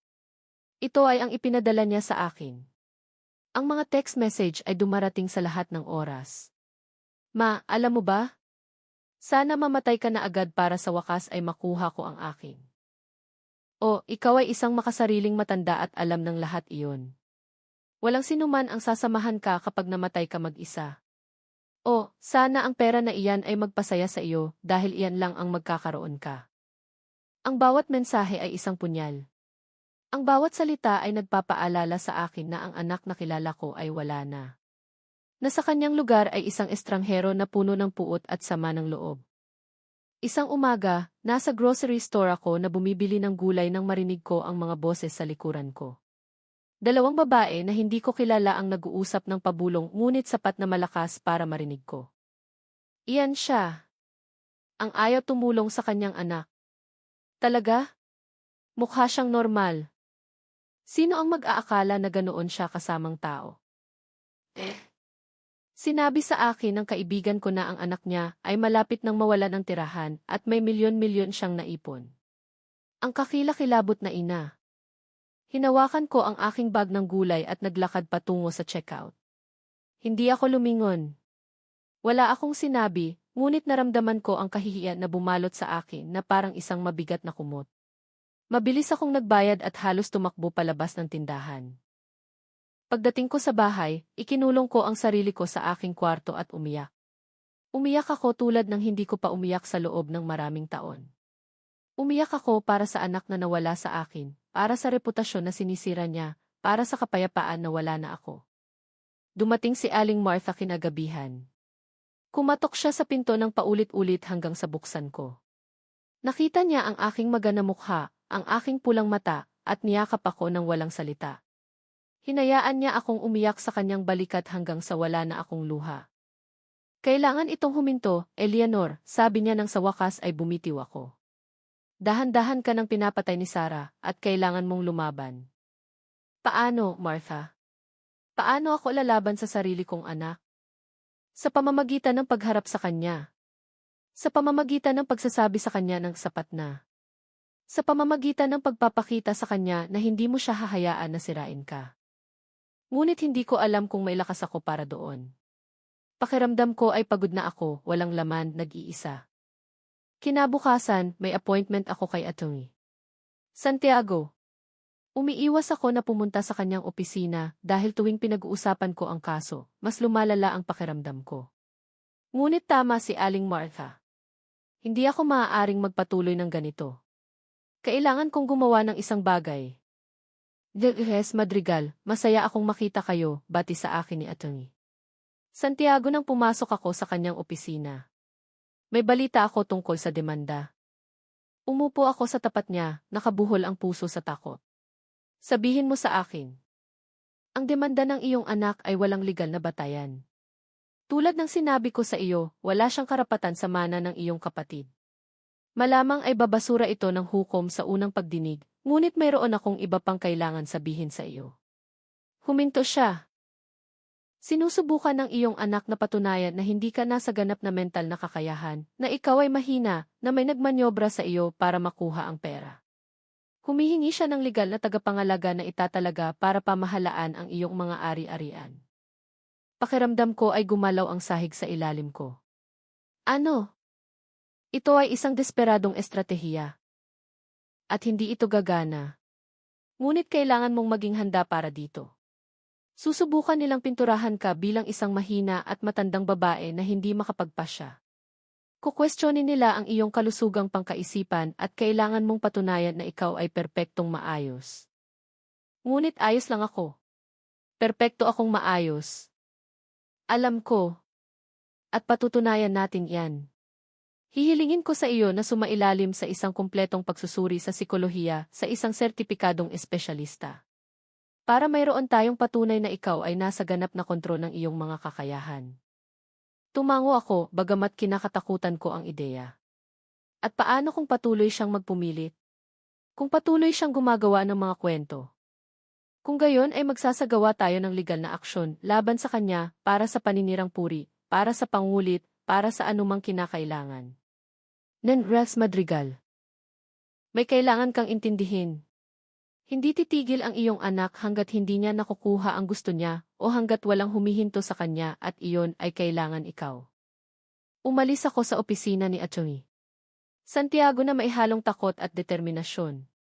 Takot dahil alam kong lalala pa ito bago bumuti. Determinasyon dahil pagod na akong maging biktima. Pagod na akong umiyak. Pagod na akong makaramdam ng pagkakasala para sa isang bagay na hindi ko kasalanan. Nang gabing iyon, sa unang pagkakataon sa loob ng ilang linggo, nakatulog ako ng ilang oras. Hindi marami, ngunit sapat para magising ng may kaunting linaw. Kinabukasan, ginawa ko ang pagsusuri sa psikolohiya na hiniling ni Atty. Santiago. Ginugol ko ang 3 oras sa isang psikologo na sumasagot sa mga tanong, gumagawa ng mga pagsusuri, nag-uusap tungkol sa aking buhay. Sa huli, sinabi niya sa akin ang isang bagay na nagpaganda ng pakiramdam ko. Ds. Madrigal, ikaw ay ganap na maayos. Sa katunayan, mas mahusay ka kaysa sa maraming tao sa iyong edad. Mayroon kang kalinawan ng isip, magandang memorya, at kahangahangang lakas ng loob. Walang anumang nagpapahiwatig na hindi ka makapagpasya tungkol sa iyong buhay. Nang sabihin ko kay Aling Martha, Ngumiti siya sa unang pagkakataon sa loob ng ilang araw. Kita mo? Sinabi ko sa iyo na ayos ka lang.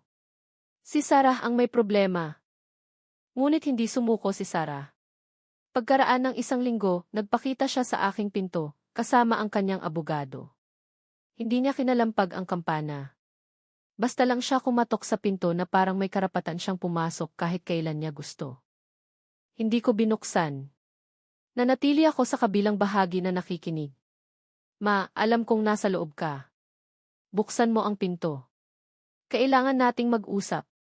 Ang boses ni Sarah ay parang pagod talunan. El Res de la Cruz, sabi ng kabilang boses. Gusto lang naming kausapin ka ng ilang minuto para makita kung makakaabot tayo sa isang kasunduan bago ito magpunta sa paglilitis. Wala akong dapat kausapin sa inyo, sabi ko mula sa loob. Ano mang sasabihin ninyo sa aking abogado. Ma, mangyaring nagmakaawa si Sarah. At sa isang sandali lang, naramdaman ko ang kagustuhang buksan, hayaan siyang pumasok, pakinggan siya ng isa pang beses. Ngunit pagkatapos ay naalaala ko ang lahat ng sinabi niya, ang lahat ng ginawa niya. At pinanatili ko ang pinto na sarado. Sige, ma, sabi ni Sarah, at ang kanyang boses ay ganap na nagbago.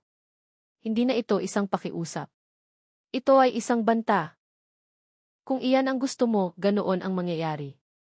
Ngunit binabalaan kita, kapag natapos ito, ikaw ay ganap na mag-isa. Walang sinuman ang gugustuhin na malapit sa iyo, at pagsisisihan mong hindi mo ako pinakinggan habang may pagkakataon ka pa. Narinig ko ang kanilang mga yabag na lumalayo. Narinig ko ang pag-andar ng kotse at sumandal ako sa pinto na nanginginig, ngunit hindi binubuksan ito, dahil alam ko na kung bubuksan ko ang pintong iyon, kung susuko ako kahit kaunti, mawawala ako magpakailanman. Pagkatapos ng araw na iyon, may nagbago sa akin. Hindi na lang ito takot o kalungkutan ang naramdaman ko.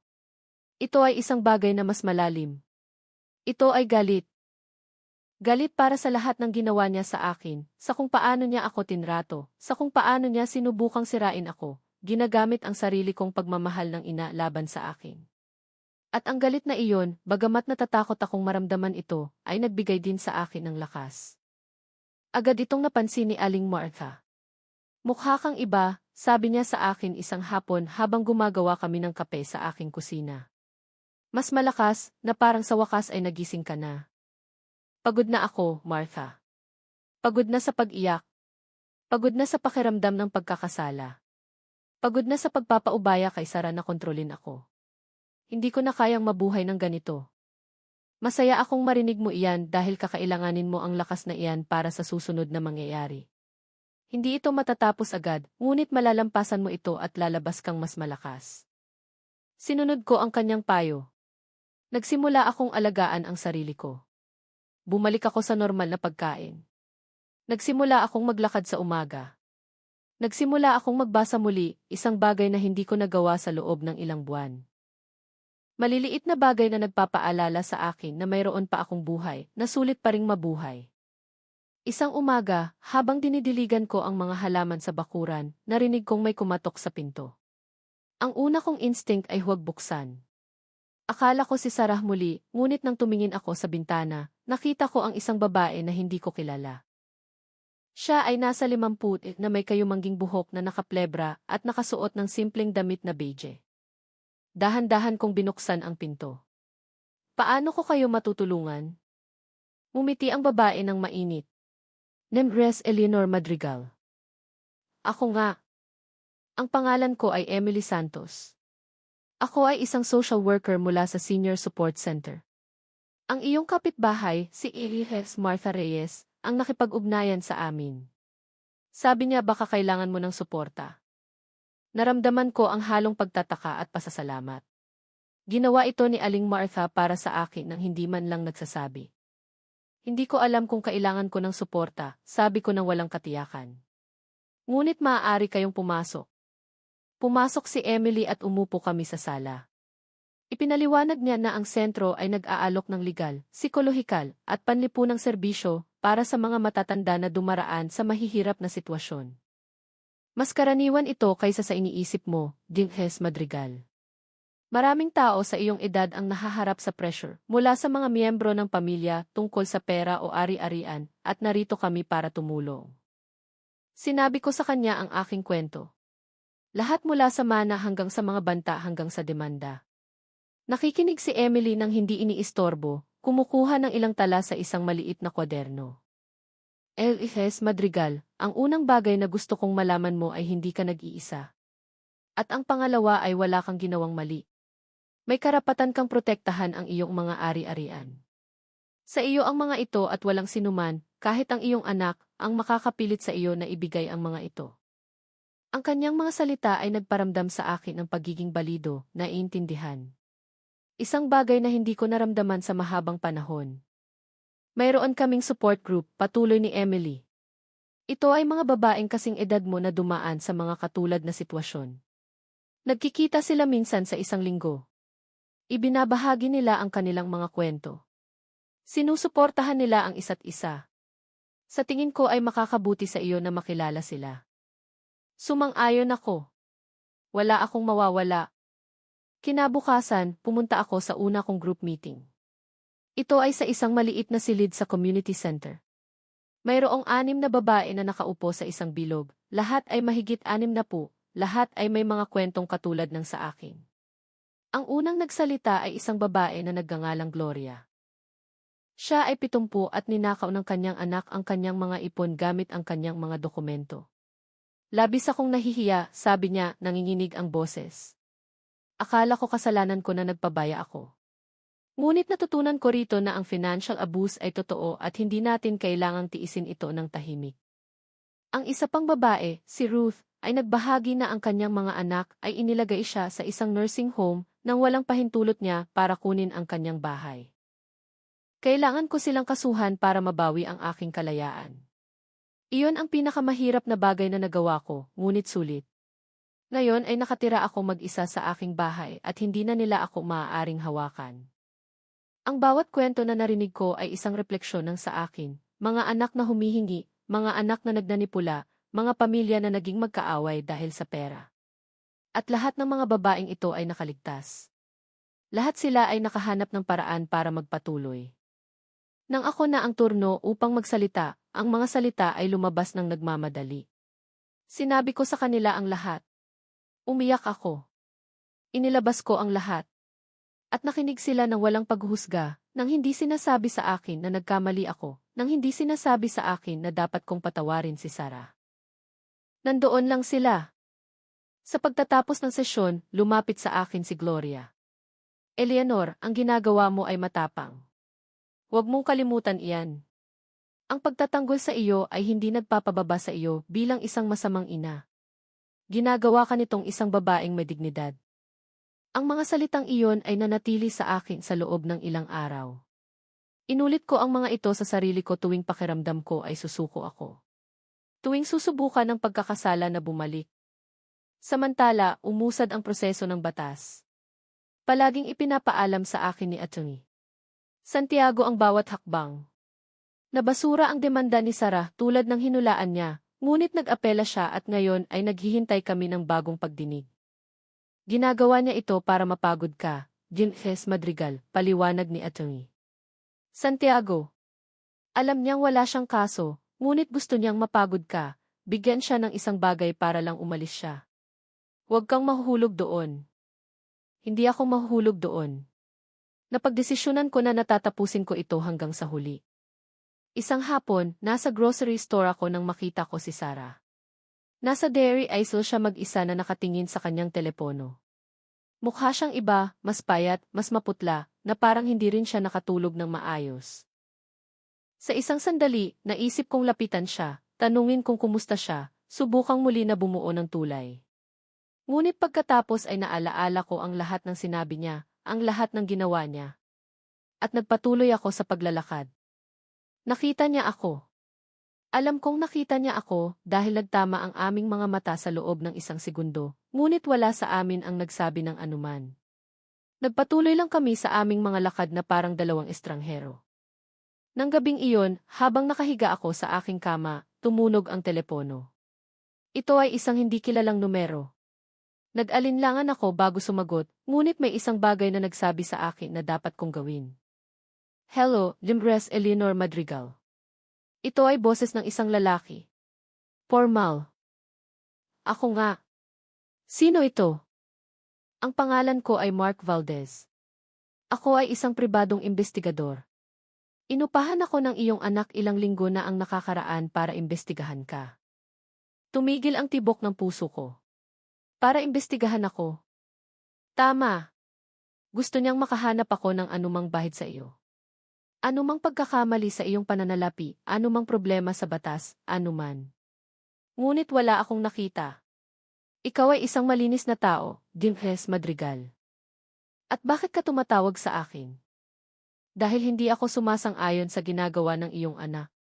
Mayroon akong ina at kung may sinumang tratuhin siya ng ganito, hindi ako makakatulog sa gabi. Kaya, nagpasya akong tawagan ka para ipaalam sa iyo ang nangyayari at sabihin sa iyo na protektahan ang sarili mo. Salamat, sabi ko, nanginginig ang boses. Salamat sa pagsasabi mo sa akin. Ingat po, Maam. At huwag kang sumuko. Karapat-dapat kang mabuhay ng payapa. Ibinaba ko ang telepono at nakatitig sa kisam. Nag-arkila si Sarah ng isang tao para imbestigahan ako. Para bang ako ay isang kriminal, para bang ako ang kanyang kaaway. At sa sandaling iyon, naintindihan ko na walang balikan, na ang anak na kilala ko ay labis na nawala ng paraan para maibalik siya. Kinabukasan, tinawagan ko si Atty. Santiago. Sinabi ko sa kanya ang tungkol sa tawag ng investigador. Iyan ay panliligalig, Limbres Madrigal, at illegal iyan. Maaari nating gamitin ito laban sa kanya. Ayaw ko siyang saktan, Atty. Santiago. Gusto ko lang napabayaan niya ako. Kung gayon ay magpapadala tayo sa kanya ng isang cease and desist letter, isang nagpapalinaw na kung ipagpapatuloy niya ang pag-ugaling ito, magsasagawa tayo ng maseryosong legal na aksyon. Sumang-ayon ako. Panahon na para magtakda ng matatag na hangganan. Ang liham ay ipinadala sa parehong linggo at sa pagtataka ko, gumana ito. Huminto ang mga mensahe ni Sarah. Huminto rin ang mga tawag. Para bang sa wakas ay naintindihan niya na hindi niya makukuha ang gusto niya. Ngunit ang kapayapaan na naramdaman ko ay mapait dahil nangangahulugan ito na ang lahat ay talagang tapos na sa pagitan namin. Nawala ng ina at anak, kundi dalawang babae lang na nag-aaway sa korte. Dumating si Aling Martha upang bisitahin ako kinagabihan. Nakita niya ako sa bakuran na dinidiligan ang mga halaman na itinanim ng asawa ko ilang taon na ang nakakaraan. Kumusta ka? Tanong niya. Hindi ko alam, sagot ko ng tapat. Sa isang banda, nakakaramdam ako ng ginhawa. Wala nang sigawan, wala nang banta. Ngunit sa kabilang banda, pakiramdam ko ay walang laman. Na parang may nawala sa akin na hindi ko na kailanman mababawi. Nawalan ka ng anak na hindi naman talagang umiral, Eleanor. Ang anak na akala mo ay mayroon ka ay isang ilusyon. Ang totoong Sarah ay ang nakita mo sa mga nakaraang buwan. At masakit. Masakit na impyerno. Ngunit mas mahusay na malaman ang katotohanan kaysa mabuhay sa isang kasinungalingan. Tama siya tulad ng dati. At ano ang gagawin ko ngayon, tanong ko. Ngayon ay mabuhay ka. Mabuhay ka para sa sarili mo. Bumuo ka ng bagong buhay para sa sarili mo. Isang buhay kung saan ikaw ang prioridad. Kung saan ang iyong kapayapaan ang pinakamahalagang bagay. Nang gabing iyon, sa unang pagkakataon sa loob ng ilang buwan, nakatulog ako sa buong gabi nang hindi nagigising. Walang bangungot, walang takot, kundi kapayapaan lang. At naintindihan ko na tama si Aling Martha. Panahon na para mabuhay para sa akin. Ang mga sumunod na linggo ay kakaiba. Hindi dahil puno sila ng drama o salungatan, kundi tiyak dahil sa kabaligtaran. Sa unang pagkakataon sa loob ng ilang buwan, tahimik ang buhay ko. Walang nagbabantang mensahe, walang tawag sa hating gabi, walang paghampas sa pinto. Para bang sa wakas ay tinanggap ni Sarah na hindi niya makukuha ang gusto niya. O kahit papaano ay iyon ang gusto kong paniwalaan. Nag-focus ako sa sarili ko. Nagsimula akong pumunta sa support group ng regular bawat linggo. Ang mga babaeng iyon ay naging higit pa sa mga kakilala. Naging kaibigan sila, kapatid. Nagbabahagi kami ng kape pagkatapos ng bawat sesyon. Nagtatawagan kami sa loob ng linggo. Sinusuportahan namin ang isa't isa sa mahihirap na araw. Naiintindihan nila ang aking sakit sa paraan na walang sinumang makakagawa. Nagsimula rin akong gumawa ng mga bagay na matagal ko nang itinigil. Nag-enroll ako sa isang klase ng pagniniting sa community center. Nagsimula akong magluto ng may kagalakan muli, hindi dahil sa obligasyon. Inayos ko ang hardin na napabayaan ko. Ang bawat halaman na itinanim ko, ang bawat tahi na nilikha ko, ang bawat pagkain na inihanda ko ay isang gawain ng paggaling ng pagiging sarili ko muli. Isang umaga habang nasa kusina ako na gumagawa ng coffee cake, isang bagay na hindi ko nagawa simula nang mamatay ang asawa ko, tumunog ang telepono. Tiningnan ko ang screen. Si Sarah iyon. Bilis ang tibok ng puso ko. 3 linggo nang hindi ako nakarinig mula sa kanya. 3 linggo ng kapayapaan. At ngayon ay tumatawag na naman siya. Hinayaan ko itong tumunog ng 1, 2, 3 beses. Sa wakas, sinagot ko, hello. Mati ang boses niya ay kakaiba, malambing, halos basag. Ma, ako ito. Alam ko. Sarah, ano ang kailangan mo? Nagkaroon ng mahabang katahimikan. Narinig kong huminga siya sa kabilang linya na parang nagtitipon siya ng lakas ng loob para magsalita. Ma, kailangan kitang makita. Kailangan kitang kausapin. Mangyaring 1 pang beses. Sarah, sapat na ang napag-usapan natin. At tuwing ginagawa natin iyan, laging nagtatapos ng masama. Alam ko. Alam ko. At humihingi ako ng tawad. Talaga. Ngunit sa pagkakataong ito ay iba. Sumpa. Bigyan mo lang ako ng 1 pagkakataon. 1 lang. May isang bagay sa boses niya ang nagparamdam sa akin ng pag-aalinlangan. Mukha siyang totoo, desperado, na parang talagang kailangan niya akong kausapin, na parang may nagbago. Sige, sabi ko sa wakas. Maaari kang pumunta bukas ng hapon ng -3. Ngunit Sarah, kung pupunta ka para makipag-away, kung pupunta ka para mag-demand, aalis ka agad. Naiintindihan? Naiintindihan. Salamat, masalamat. Ibinaba ko ang telepono, nakabuhol ang sikmura. Hindi ko alam kung tama ba ang ginawa ko sa pagsang-ayon na makita siya. Tinawagan ko si Aling Martha para sabihin sa kanya. Mag-ingat ka, Eleanor, babala niya sa akin. Baka bitag iyan. Baka sinusubukan ka lang niyang lambutin muli. Alam ko, ngunit kailangan ko siyang bigyan ng pagkakataong ito. Kailangan kong malaman kung may anumang posibilidad na bumuti ang mga bagay-bagay. CJ. Ngunit mangyaring huwag kang susuko. Ano man ang sabihin niya, ano man ang iyak niya, manatiling matatag. Nangako ako na gagawin ko iyon. Kinabukasan, nilinis ko ang bahay mula itaas hanggang ibaba.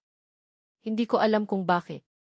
Siguro ito ay isang paraan para manatiling abala, para hindi masyadong mag-isip tungkol sa kung ano ang mangyayari. Nagtimpla ako ng kape at naglagay ng mga cookie sa isang plato na parang isang normal na pagbisita, na parang walang nangyari sa pagitan namin. -3 ng eksakto, tumunog ang doorbell. Nagpakawala ako ng malalim na hininga bago buksan ang pinto. Nakatayo si Sarah doon na nakasuot ng maong at isang simpleng puting blusa. Nakalugay ang kanyang buhok at halos wala siyang makeup. Mukha siyang pagod, mahina. Walang-wala sa galit na babae na dumating ilang linggo na ang nakakaraan. Hi, ma, sabi niya sa mahinang boses. Hello, Sarah. Pumasok ka, dahan-dahan siyang pumasok na parang natatakot na makaistorbo sa akin. Umupo siya sa sofa kung saan siya palaging umuupo noong bata pa siya. Umupo ako sa upuan sa tapat niya, nakapatong ang aking mga kamay sa kandungan, naghihintay. Ma, hindi ko alam kung saan magsisimula. Kinagat niya ang kanyang ibabang labi, isang kilos na ginagawa niya noong bata pa siya at kinakabahan. Marami akong pinag-isipan tungkol sa lahat ng nangyari.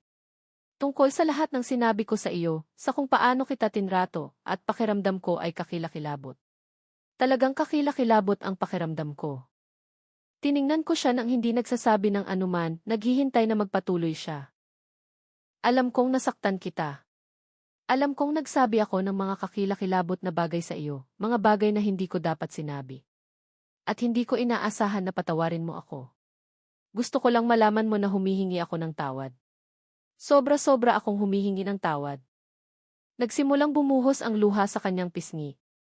At sa isang sandali lang, naramdaman ko ang kagustuhang yakapin siya. Sabihin sa kanya na ayos lang, na pinatawad ko siya. Ngunit nanatili akong tahimik dahil natutunan ko na hindi sapat ang mga salita. Na kailangan kong makita ang mga aksyon. Sarah, pinahahalagahan ko ang pagpunta mo para humingi ng tawad, ngunit kailangan kong malaman ang isang bagay. Bakit ngayon? Ano ang nagbago? Tumingin siya sa ibaba. Nawalan ako ng trabaho 2 linggo na ang nakakaraan at sinabi sa akin ng abogado ko na halos imposible nang manalo sa kaso laban sa iyo. Nagumagastos ako ng pera na wala ako sa isang bagay na hindi gagana. At napagtanto ko na sinisira ko ang lahat. Ang aking relasyon sa iyo. Ang aking dignidad, lahat. Naroon iyon. Ang katotohanan. Hindi siya dumating dahil talagang nagsisisi siya. Dumating siya dahil naubusan siya ng mga opsyon. Dahil natalo siya sa laban. Kaya, hindi ka dumating dahil talagang nagsisisi ka, sabi ko sa kalmadong boses. Dumating ka dahil napagtanto mong hindi mo makukuha ang gusto mo. Hindi iyan. Ibig sabihin, nagsisisi ako. Talaga. Ngunit tama ka. Dumating din ako dahil napagtanto ko na nagkamali ako. Na wala akong karapatang hingin sa iyo ang perang iyan. Na nagiging makasarili ako. Sarah, sa loob ng ilang buwan. Pinaramdam mo sa akin na ako ang pinakamasamang ina sa mundo. Sinigawan mo ako. Bantaan mo ako. Imbestigahan mo ako.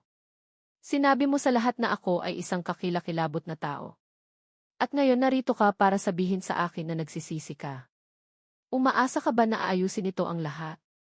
Hindi ko inaasahan na maaayos ito. Alam kong nagawa na ang pinsala. Ngunit mangyaring hayaan mo akong ipakita sa iyo na maaari akong magbago. Hayaan mo akong makasama muli sa buhay mo. Hindi para sa pera, para lang maging anak mo. Gusto kong maniwala sa kanya. Alam ng Diyos kung gaano ko gusto maniwala sa kanya. Ngunit may isang bagay sa loob ko ang nagsabi sa akin na huwag. Na huwag mahulog muli doon, upang protektahan ang kaunting dignidad na natitira sa akin. Sarah, kailangan ko ng oras. Kailangan kong mag-isip. Kailangan kong iproseso ang lahat ng ito. Hindi ko lang basta-basta makakalimutan ang nangyari. Naiintindihan ko. Ganap na naiintindihan. At maghihintay ako hanggat kailangan. Huwag mo lang sanang isara ang pinto sa akin magpakailanman. Tumayo siya para umalis. Bago lumabas, lumingon siya sa huling pagkakataon. Gusto kong malaman mo ang isa pa. Ibinaba ko ang apela. Sinabi ko sa abogado ko, ayaw ko nang ipagpatuloy ito. Tapos na. Hindi na kita guguluhin. Tumango ako nang walang sinabi. Umalis siya at umupo ako sa sala na sinusubukang iproseso ang nangyari. Tinawagan ko agad si Aling Martha. Sinabi ko sa kanya ang lahat. At naniwala ka sa kanya, tanong niya. Hindi ko alam. Gusto kong maniwala sa kanya, ngunit ang isa pang bahagi ay nagsasabi sa akin na sinasabi lang niya ang gusto kong marinig. Eksakto, Eleanor. Ito ay isa lamang manipulasyon. Mas banayad, ngunit manipulasyon pa rin. Lumalapit siya sa iyo pagkatapos niyang mawala ang lahat, kapag wala na siyang maipapakita. At ngayon gusto niyang bumalik sa buhay mo na parang walang nangyari. Ngunit siya ang anak ko, Martha. Alam ko. At alam kong masakit. Ngunit tanungin mo ang sarili mo. Kung nanalo siya sa kaso, kung nakuha niya ang pera, sa tingin mo ba ay narito siya na humihingi ng tawad? Natahimik ako dahil alam ko ang sagot. Hindi siya narito. Eleanor, ikaw ang magpapasya kung gusto mo siyang bigyan ng isa pang pagkakataon. Ngunit kung gawin mo ito ng may malinaw na hangganan. Gawin mo ito ng may mga aksyon, hindi lang salita. At higit sa lahat, siguraduhin mong unahin ang sarili mo. Nang gabing iyon, hindi ako makatulog. Pinag-isipan ko ang lahat ng sinabi ni Sarah.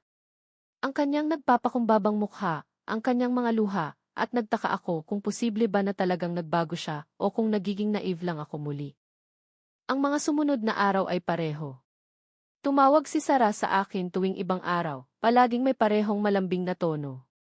Palaging nagtatanong kung kumusta ako, hindi binabanggit ang pera, hindi nagpipilit. Para bang sinusubukan niyang patunayan na nagbago siya. Ngunit hindi ako handang magtiwala. Hindi pa. Isang hapon, dumating si Emily mula sa Senior Support Center upang bisitahin ako. Madrigal, narinig kong muling nakipag-ugnayan ang iyong anak. Kumusta ang pakiramdam mo tungkol doon? Nalilito. Hindi ko alam kung paniniwalaan ko siya o hindi. Normal lang ang ganoon. Ngunit gusto kong isipin mo ang isang bagay. Ang totoong pagsisisi ay kasama ng mga aksyon, hindi lang salita. May nagawa ba siyang konkreto para ipakita na nagbago siya? Ano mang lampas sa pagsasabi ng humihingi ako ng tawad? Pinag-isipan ko ito at napagtanto kong wala. Wala siyang ginawang konkreto. Salita lang, pangako, paghingi ng tawad. Madrigal, wala kang utang sa iyong anak. Wala. Kung magpasya kang bigyan siya ng isa pang pagkakataon, gawin mo ito dahil gusto mo, hindi dahil pakiramdam mo ay obligado ka, at gawin mo ito sa iyong sariling paraan, sa iyong sariling oras. Ang kanyang mga salita ay nagbigay sa akin ng kalinawan. Nang gabing iyon nang muling tumawag si Sarah, sinabi ko sa kanya ang isang bagay na gusto kong sabihin sa loob ng ilang araw. Sarah, marami akong pinag-isipan tungkol sa lahat at napagdesisyonan ko ang isang bagay. Kung gusto mong makasama muli sa buhay ko, mangyayari ito sa aking mga tuntunin. Hindi tayo mag-uusap tungkol sa pera. Hindi tayo mag-uusap tungkol sa mana. At kailangan mong ipakita sa akin sa pamamagitan ng aksyon, hindi sa salita, na talagang nagbago ka. Handa ka bang gawin yan? Nagkaroon ng katahimikan. Isang katahimikan na nagsabi sa akin ng lahat ng kailangan kong malaman. Sige, tinatanggap ko. Ngunit ang boses niya ay hindi na ganoon kasigurado. Hindi na ito ganoon kapagsisisi at alam kong tama ang ginawa ko sa pagtatakda ng mga hangganan. Ang mga sumunod na linggo ay isang pagsubok. Sinubukan ni Sarah na sundin ang mga kondisyon na itinakda ko. Regular siyang tumawag sa akin, ngunit ang mga pag-uusap ay mababaw. Nagtanong siya kung kumusta ako, kung may kailangan ako sa tindahan, kung gusto kong bisitahin siya. Ngunit may isang bagay na pilit sa lahat ng ito, na parang sinusunod niya ang isang script, na parang ang bawat salita ay kinakalkula para patunayan na siya ang perpektong anak muli. Sa unang pagkakataon na bumisita siya pagkatapos ng aming pag-uusap, nagdala siya ng mga bulaklak, mga mirasol, ang aking paborito. Naalala kong gusto mo ang mga ito, sabi niya na may ngiti na hindi umabot sa kanyang mga mata. Inilagay ko ang mga ito sa isang florera sa sala at nagtimpla ng tsaa. Umupo kami at nag-usap tungkol sa mga maliliit na bagay. Ang panahon, ang balita, ang kapitbahay sa tapat na nagpinta ng kanyang bahay ng dilaw. Lahat maliban sa kung ano ang mahalaga. Lahat maliban sa kung ano ang talagang kailangan naming pag-usapan. Sinubukan kong bigyan siya ng benefit of the doubt. Sinubukan kong maniwala na siguro lang, totoo ito, na talagang sinusubukan niyang muling buuin ang aming relasyon. Ngunit ang bawat pagbisita ay nag-iiwan sa akin na mas walang laman kaysa sa huli dahil walang totoong koneksyon, walang katapatan, kundi isang maingat na pagganap sa magkabilang panig. Agad itong napansin ni Aling Martha. Mukha kayong dalawang estranghero na umiinom ng tsaa. Sabi niya sa akin pagkatapos panoorin ang isa sa mga pagbisita ni Sarah mula sa kanyang bintana. Iyan ba ang gusto mo? Isang relasyon batay sa magalang na kasinungalingan? Hindi ko alam kung ano ang gusto ko, Martha. Alam ko lang na pagod na ako. Pagod na sa pakikipaglaban. Pagod na sa pagdududa. Pagod na sa lahat ng ito. Kung gayon, siguro kailangan mong gumawa ng isang radikal na bagay. Isang bagay na magpapahintulot sa iyo na mabuhay ang iyong buhay nang hindi patuloy na naghihintay na magbago si Sarah o bumuti ang mga bagay-bagay. Tama siya. Nabubuhay ako sa isang uri ng limbo. Hindi ako talagang nakikipagkasundo kay Sarah, ngunit hindi rin ako ganap na hiwalay sa kanya. Nakakulong ako sa isang hindi komportableng gitnang kalagayan na hindi maganda para sa aming dalawa. Nagpasya akong gumawa ng isang bagay na matagal ko nang ipinagpaliban. Ayusin ang buhay ko ng ganap. Siguraduhin na ligtas ang lahat. Hindi lang para sa akin, kundi para magkaroon ng kapayapaan ng isip na alam kong walang sinuman ang makakakuha sa akin. Nakipagkita ako muli kay Atty. Santiago. Hiningi ko sa kanya na suriin ang lahat ng aking mga dokumento upang siguraduhin na protektado ang lahat. Ang aking testamento, ang aking mga bank account, ang titulo sa bahay, lahat. Madrigal, ayos na ang lahat, tiniyak niya sa akin pagkatapos suriin ang bawat papel. Walang sinuman ang makakagalaw ng anuman nang walang pahintulot mo. At kapag wala ka na rito, ang lahat ay mapupunta sa sinumang gusto mo. Ganap kang protektado. At kung magpasya akong walang iwanan kay Sarah, tanong ko. Masakit ang tanong habang lumabas sa aking mga labi, ngunit kailangan kong itanong. Tiningnan ako ni Atty. Santiago ng seryoso. Iyan ang iyong karapatan. Maaari mong iwanan ang iyong ari-arian sa sinumang gusto mo. Sa isang kawanggawa, sa isang kaibigan, sa walang sinuman. Iyan ang iyong desisyon. Nang gabing iyon, umupo ako sa aking kwarto na may isang walang laman na kwaderno. Sumulat ako ng listahan ng lahat ng gusto kong gawin sa buhay ko. Mga bagay na ipinagpaliban ko, mga bagay na palagi kong gustong gawin, ngunit hindi ko kailanman binigyan ang sarili ko ng pahintulot. Gusto kong maglakbay muli para makita ang mundo. Tulad noong bata pa ako. Gusto kong kumuha ng mga klase sa pagpipinta. Gusto kong magbigay ng bahagi ng aking pera sa mga layunin na mahalaga sa akin. Gusto kong mabuhay ng walang takot, ng walang pagkakasala, nang hindi patuloy na nag-aalala tungkol sa iniisip o sinasabi ni Sarah. At nagsimula akong gawin ito ng paunti-unti. Una, nag-enroll ako sa isang klase ng watercolor sa community center. Tuwing Martes at Huwebes ng hapon, nagpipinta ako. Hindi ako magaling, ngunit hindi mahalaga. Nagpapasaya ito sa akin. Nagpapadama ito sa akin na buhay ako. Pagkatapos ay nagbigay ako ng 500,000 piso sa isang shelter para sa mga matatandang babae na biktima ng pang-aabuso. Mga babaeng tulad ng mga nakilala ko sa aking support group. Mga babae na nangangailangan ng tulong upang muling buuin ang kanilang buhay. Nang matanggap ko ang liham ng pasasalamat mula sa shelter, umiyak ako. Ngunit sa pagkakataong ito, hindi dahil sa kalungkutan, kundi sa kagalakan, sa pagkaalam na ang aking pera ay gumagawa ng isang mabuting bagay. Nagsimula rin akong ayusin ang bahay. Hindi dahil ito ay nasa masamang kalagayan, kundi dahil gusto kong ipakita nito kung sino ako ngayon. Pininturahan ko ang kusina ng malambot na dilaw. Binago ko ang mga kortina sa sala para sa mas magaan na kortina na nagpapasok ng mas maraming liwanag. Bumili ako ng mga bagong halaman para sa bakuran.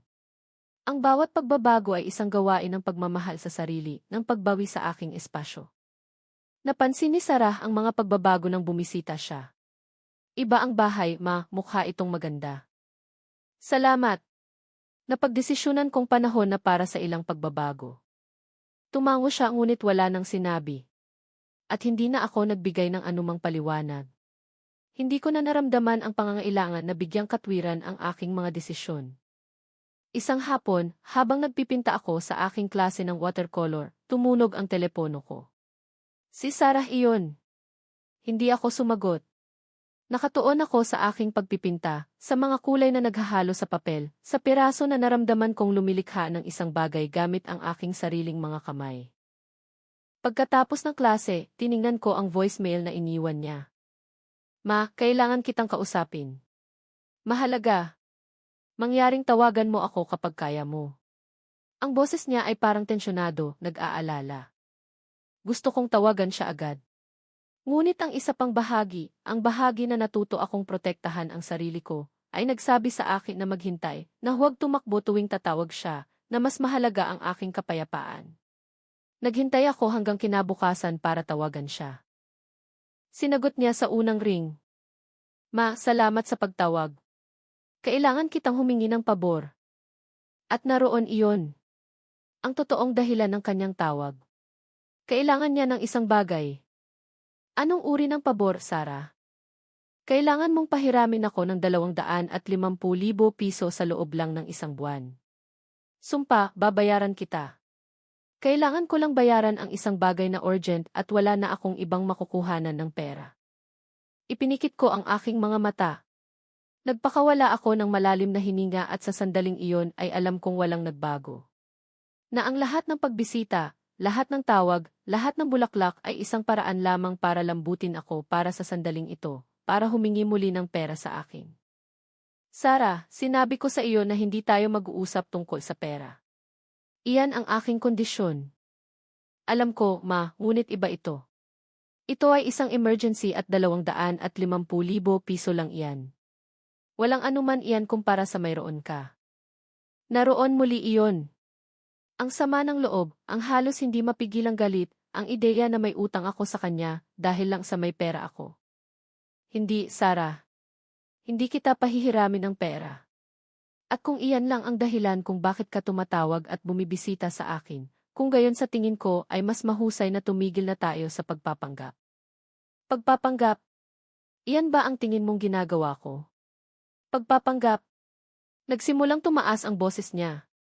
Sinubukan kong ayusin ang mga bagay-bagay sa iyo, malumapit ako, tumawag, naging mabuti. At ganito ang pagbayad mo sa akin. Sarah, kung lumalapit ka lang dahil umasa kang sa huli ay bibigyan kita ng pera, kung gayon hindi ka narito para sa tamang dahilan. Diyos ko, ma, imposible ka. Walang kailanman sapat para sa iyo. Ano man ang gawin ko, hindi kailanman sapat. Paalam, Sarah. At ibinaba ko ang telepono. Nanginginig ang aking kamay. Malakas ang tibok ng puso ko. Ngunit hindi ko naramdaman ang takot mula sa dati. Hindi ko naramdaman ang matinding pagkakasala. Naramdaman ko ang isang bagay na iba. Naramdaman ko ang ginhawa. Ginhawa na ginawa ko ang tamang bagay, na nanatili akong matatag, na hindi ako sumuko. Tinawagan ko si Aling Martha. Sinabi ko sa kanya ang nangyari. Ipinagmamalaki kita, Eleanor. Alam kong hindi ito madali, ngunit ginawa mo ang tamang bagay. Alam ko, ngunit masakit. Masakit malaman na hindi talaga siya nagbago. Na lahat iyon ay isang acting. Masakit dahil mahal mo pa rin siya. Dahil siya ang anak mo. Ngunit ang pagmamahal ay hindi nangangahulugang hinahayaan mo silang sirain ka. Ang pagmamahal ay nangangahulugan din ng pagmamahal sa sarili mo ng sapat para magtakda ng mga hangganan. Nang gabing iyon, gumawa ako ng isang espesyal na hapunan para sa sarili ko. Adobong baka, mashed potatoes, at green beans, ang mga gusto ko. Nagpatugtog ako ng musika sa radyo.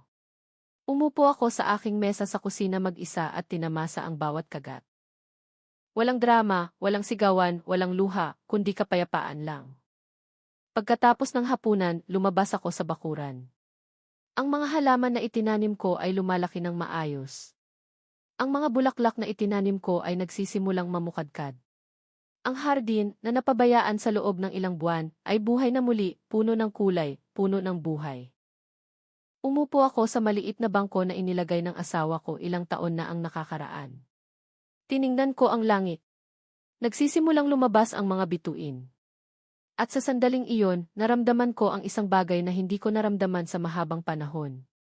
Naramdaman ko ang pasasalamat. Pasasalamat sa pagiging buhay.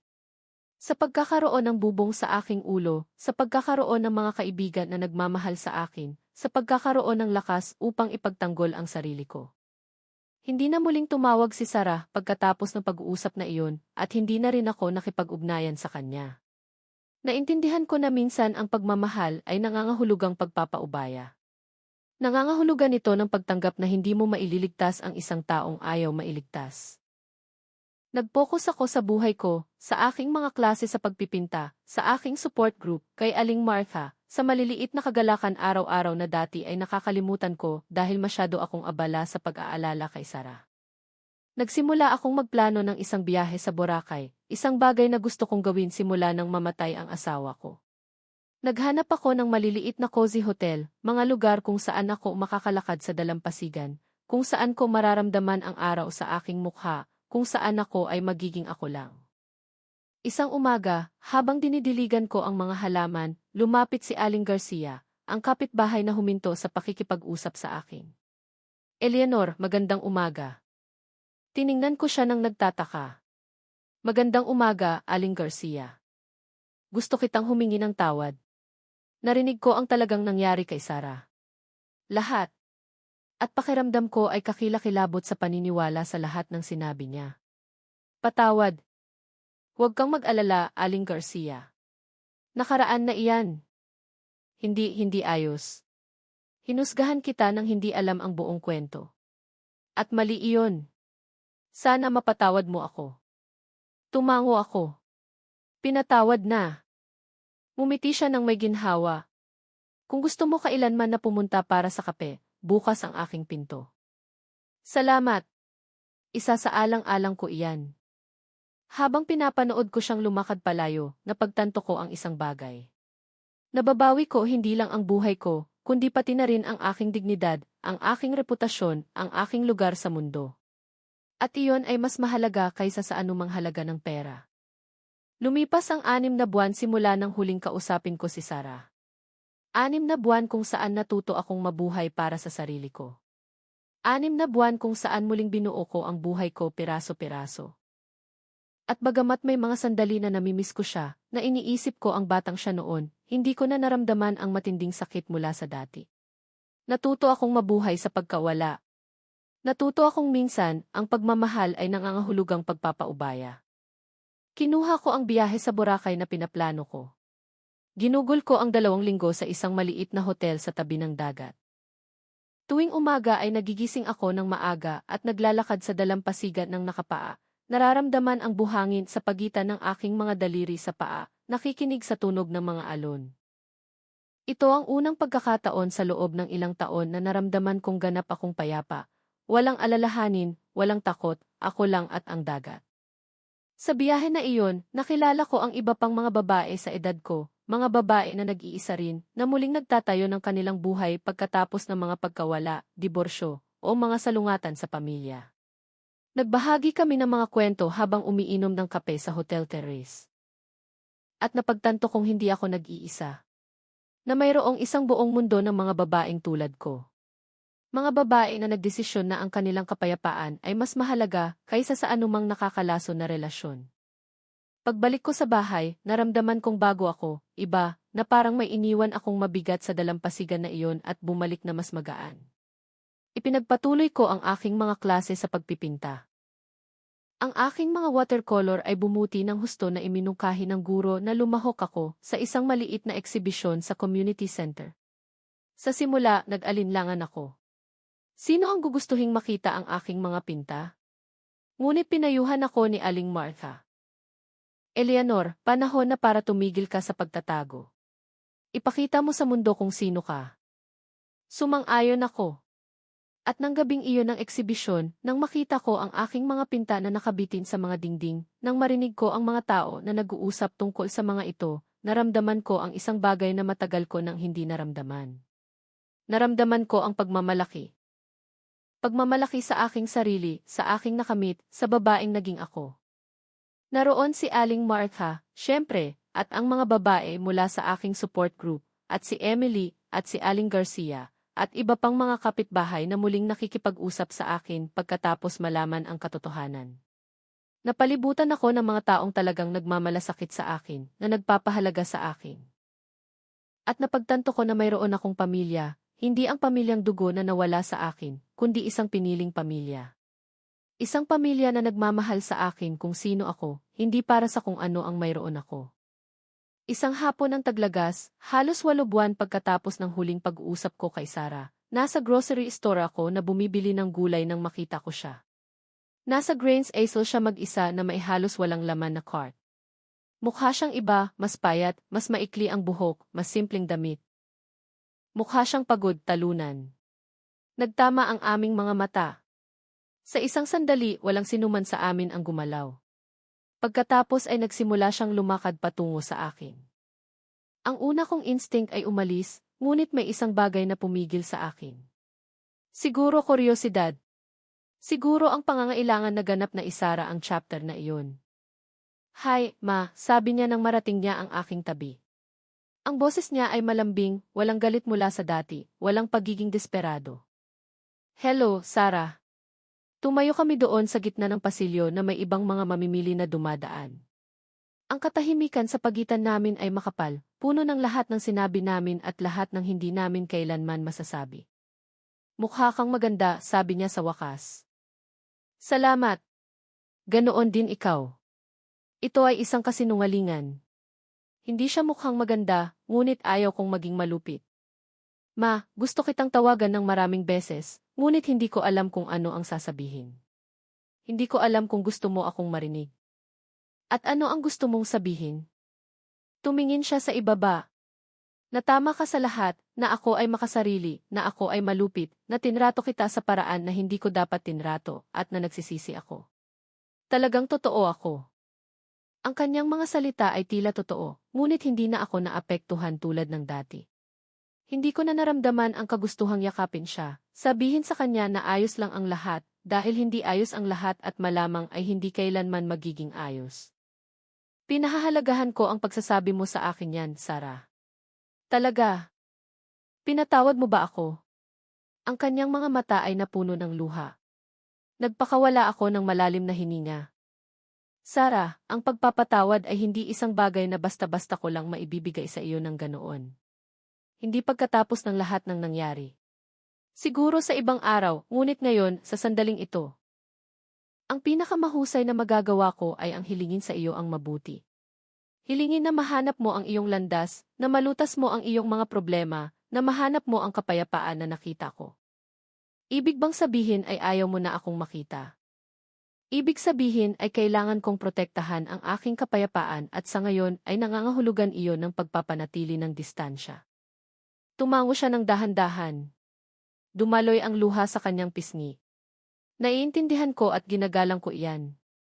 Gusto ko lang malaman mo na sa kabila ng lahat, mahal kita at humihingi ako ng tawad sa lahat ng ginawa ko sa iyo. Mahal din kita, Sarah. Mahal kita palagi. Ikaw ang anak ko. Ngunit ang pagmamahal ay hindi nangangahulugang hinahayaan ko ang sarili kong saktan. Ang pagmamahal ay nangangahulugan din ng pagmamahal sa sarili ko. Tumayo kami ng tahimik sa loob ng ilang segundo pa. Pagkatapos ay pinunasan niya ang kanyang mga luha. Ingat ka, Maisy. Ikaw din, Sarah. Pinanood ko siyang lumakad palayo sa pasilyo. Lumiliit ang kanyang figura hanggang sa nawala siya sa gitna ng ibang mga mamimili. At naramdaman ko ang isang kakaibang bagay. Hindi ito kalungkutan.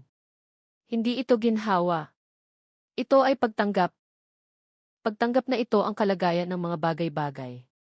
Na hindi lahat ng kwento ay may masayang pagtatapos, na minsan ang pinakamahusay na magagawa natin ay ang bumitaw at magpatuloy. Tinapos ko ang aking pamimili at umuwi. Naghihintay si Aling Martha sa aking pinto na may dala siyang cake. Naaalala mo ba kung anong araw ngayon? Tanong niya na may ngiti. Ganap kong nakalimutan. Araw ko ng kaarawan, 68 taong gulang. Diyos ko, Martha. At tingnan mo ka. Mas malakas kaysa dati. Pumasok kami sa bahay. Inilagay ni Aling Martha ang cake sa mesa at sinindihan ang mga kandila. Mag-wish ka. Ipinikit ko ang aking mga mata. Inisip ko ang lahat ng nangyari sa nakaraang taon, ang lahat ng nawala sa akin, ang lahat ng nakuha ko. At gumawa ako ng isang simpleng kahilingan. Nais kong patuloy na magkaroon ng lakas upang mabuhay ang aking buhay ng may dignidad. Upang protektahan ang aking kapayapaan, upang maging masaya. Hinipan ko ang mga kandila. Pumalakpak si Aling Martha. At sa sandaling iyon, napalibutan ng amoy ng cake, ang init ng aking kaibigan, ang sikat ng araw na dumadaloy sa bintana, napagtanto ko ang isang pangunahing bagay. Hindi ko kailangan si Sarah para balidahin ako. Hindi ko kailangan ang kanyang pagpapatawad o ang kanyang pagmamahal. Ang kailangan ko ay narito mismo sa bahay na ito, sa buhay na ito na itinayo ko para sa sarili ko. Ang mga sumunod na buwan, patuloy akong umuusad. Nagbigay ako ng mas maraming pera sa women's shelter. Sumali ako sa isang volunteer group na bumibisita sa mga nursing home upang samahan ang mga matatandang walang pamilya. Patuloy akong nagpipinta. Patuloy akong naglalakbay. Patuloy akong nabubuhay. Paminsan-minsan, naiisip ko si Sarah. Nagtataka ako kung kumusta siya. Kung nakahanap siya ng trabaho, kung nalutas niya ang kanyang mga problema, ngunit hindi na ito isang patuloy na alalahanin. Hindi na ito nagpapagising sa akin sa gabi. Ito ay isang pag-iisip lang na dumarating at umaalis, tulad ng mga alon ng dagat. Isang taon pagkatapos ng pagpupulong na iyon sa grocery store, nakatanggap ako ng liham. Ito ay mula kay Sarah. Binuksan ko ito nang nanginginig ang mga kamay, hindi alam kung ano ang aasahan. Ma, hindi ko alam kung babasahin mo ito, ngunit kailangan kong isulat sa iyo. Sumailalim ako sa therapy sa loob ng ilang buwan. Sa wakas ay tinanggap ko na mayroon akong mga problema na kailangan kong lutasin. Mga problema na walang kinalaman sa iyo. Naintindihan ko na sinisi kita sa mga bagay na responsibilidad ko. Na inasahan kong lutasin mo ang buhay ko samantalang ako lang ang makakagawa. Hindi ako nagsusulat para humingi muli ng tawad. Ginawa ko na iyan. At alam kong kailangan mo ng oras. Nagsusulat ako para sabihin sa iyo na nagsusumikap ako na maging mas mahusay. Na maging ang taong dapat ako, at para pasalamatan ka sa pagpapanatili ng iyong mga hangganan, sa hindi pagsuko, dahil pinilit mo akong harapin ang realidad. Mahal kita, Ma. At sana sa ibang araw kung gusto mo, maaari tayong sumubok muli. Ngunit sa pagkakataong ito, totoo, walang kasinungalingan. Walang manipulasyon, dalawang babae lang na nagmamahalan, sinusubukang intindihin ang isa't isa. Nang may pagmamahal, Sarah. Binasa ko ang liham ng 3 beses, at may isang bagay sa loob ko ang gumalaw. Hindi ito ganap na pagpapatawad. Hindi ito pagkalimot, ngunit ito ay isang simula, isang posibilidad, isang pinto na siguro sa ibang araw ay maaaring bumukas ng kaunti. Inilagay ko ang liham sa drawer kung saan ko inilagay ang aking mahahalagang papeles. Sa tabi ng liham ni Roberto, ang 2 pinakamahalagang liham sa buhay ko. Ang isa na nagbigay sa akin ng lakas upang protektahan ang sarili ko. Ang isa pa na nagbigay sa akin ng pag-asa na siguro lang, hindi pa nawawala ang lahat. Ngunit kahit na ang pag-asa na iyon ay hindi kailanman naging realidad, magiging ayos lang ako. Dahil natutunan ko ang pinakamahalagang aral sa lahat. Na ang aking halaga ay hindi nakasalalay sa kung mahal ako ni Sarah o hindi. Na ang aking kaligayahan ay hindi nakasalalay sa pagkakaroon ng perpektong relasyon sa aking anak, na sapat ako, eksakto sa kung sino ako. Umupo ako sa bakuran kinagabihan, may tasa ng tsaa sa aking mga kamay, nakatingin sa mga bulaklak na itinanim ko, bawat isa ay lumaki ng malakas at maganda tulad ko. Sa kabila ng lahat, sa kabila ng mga bagyo, sa kabila ng sakit. At sa sandaling iyon, naintindihan ko na ito ang aking masayang pagtatapos. Hindi ang naisip ko noong bata pa si Sarah. Hindi ang isa sa isang perpektong pamilya na nagtitipon sa paligid ng isang mesa, kundi ito. Ako mag-isa, ngunit payapa, na palibutan ng mga taong nagpapahalaga sa akin, nabubuhay ng isang buhay na pinili ko, isang buhay na may dignidad. Dahil sa huli, iyan ang mahalaga. Hindi kung gaano karaming pera ang mayroon ka, hindi kung naiintindihan ka ng iyong pamilya o hindi, kundi kung maaari mong tingnan ang sarili mo sa salamin at ipagmalaki kung sino ka. Kung makakatulog ka ng payapa na alam mong ipinagtanggol mo ang sa iyo. Na hindi mo hinayaan na may sinumang kumuha ng iyong dignidad. At kaya ko. Sa wakas, pagkatapos ng labis na sakit, kaya ko. Nagsimulang lumubog ang araw, pininturahan ang langit ng kulay kahel at rosas. Ang mga bulaklak sa hardin ay dahan-dahang gumalaw sa simoy ng hangin.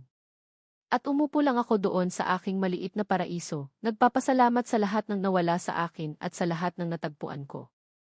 Dahil minsan, para mahanap mo ang sarili mo, kailangan mo munang mawala. At minsan, para tunay na mabuhay, kailangan mo munang matuto na bumitaw. At natutunan ko. Sa wakas, natutunan ko.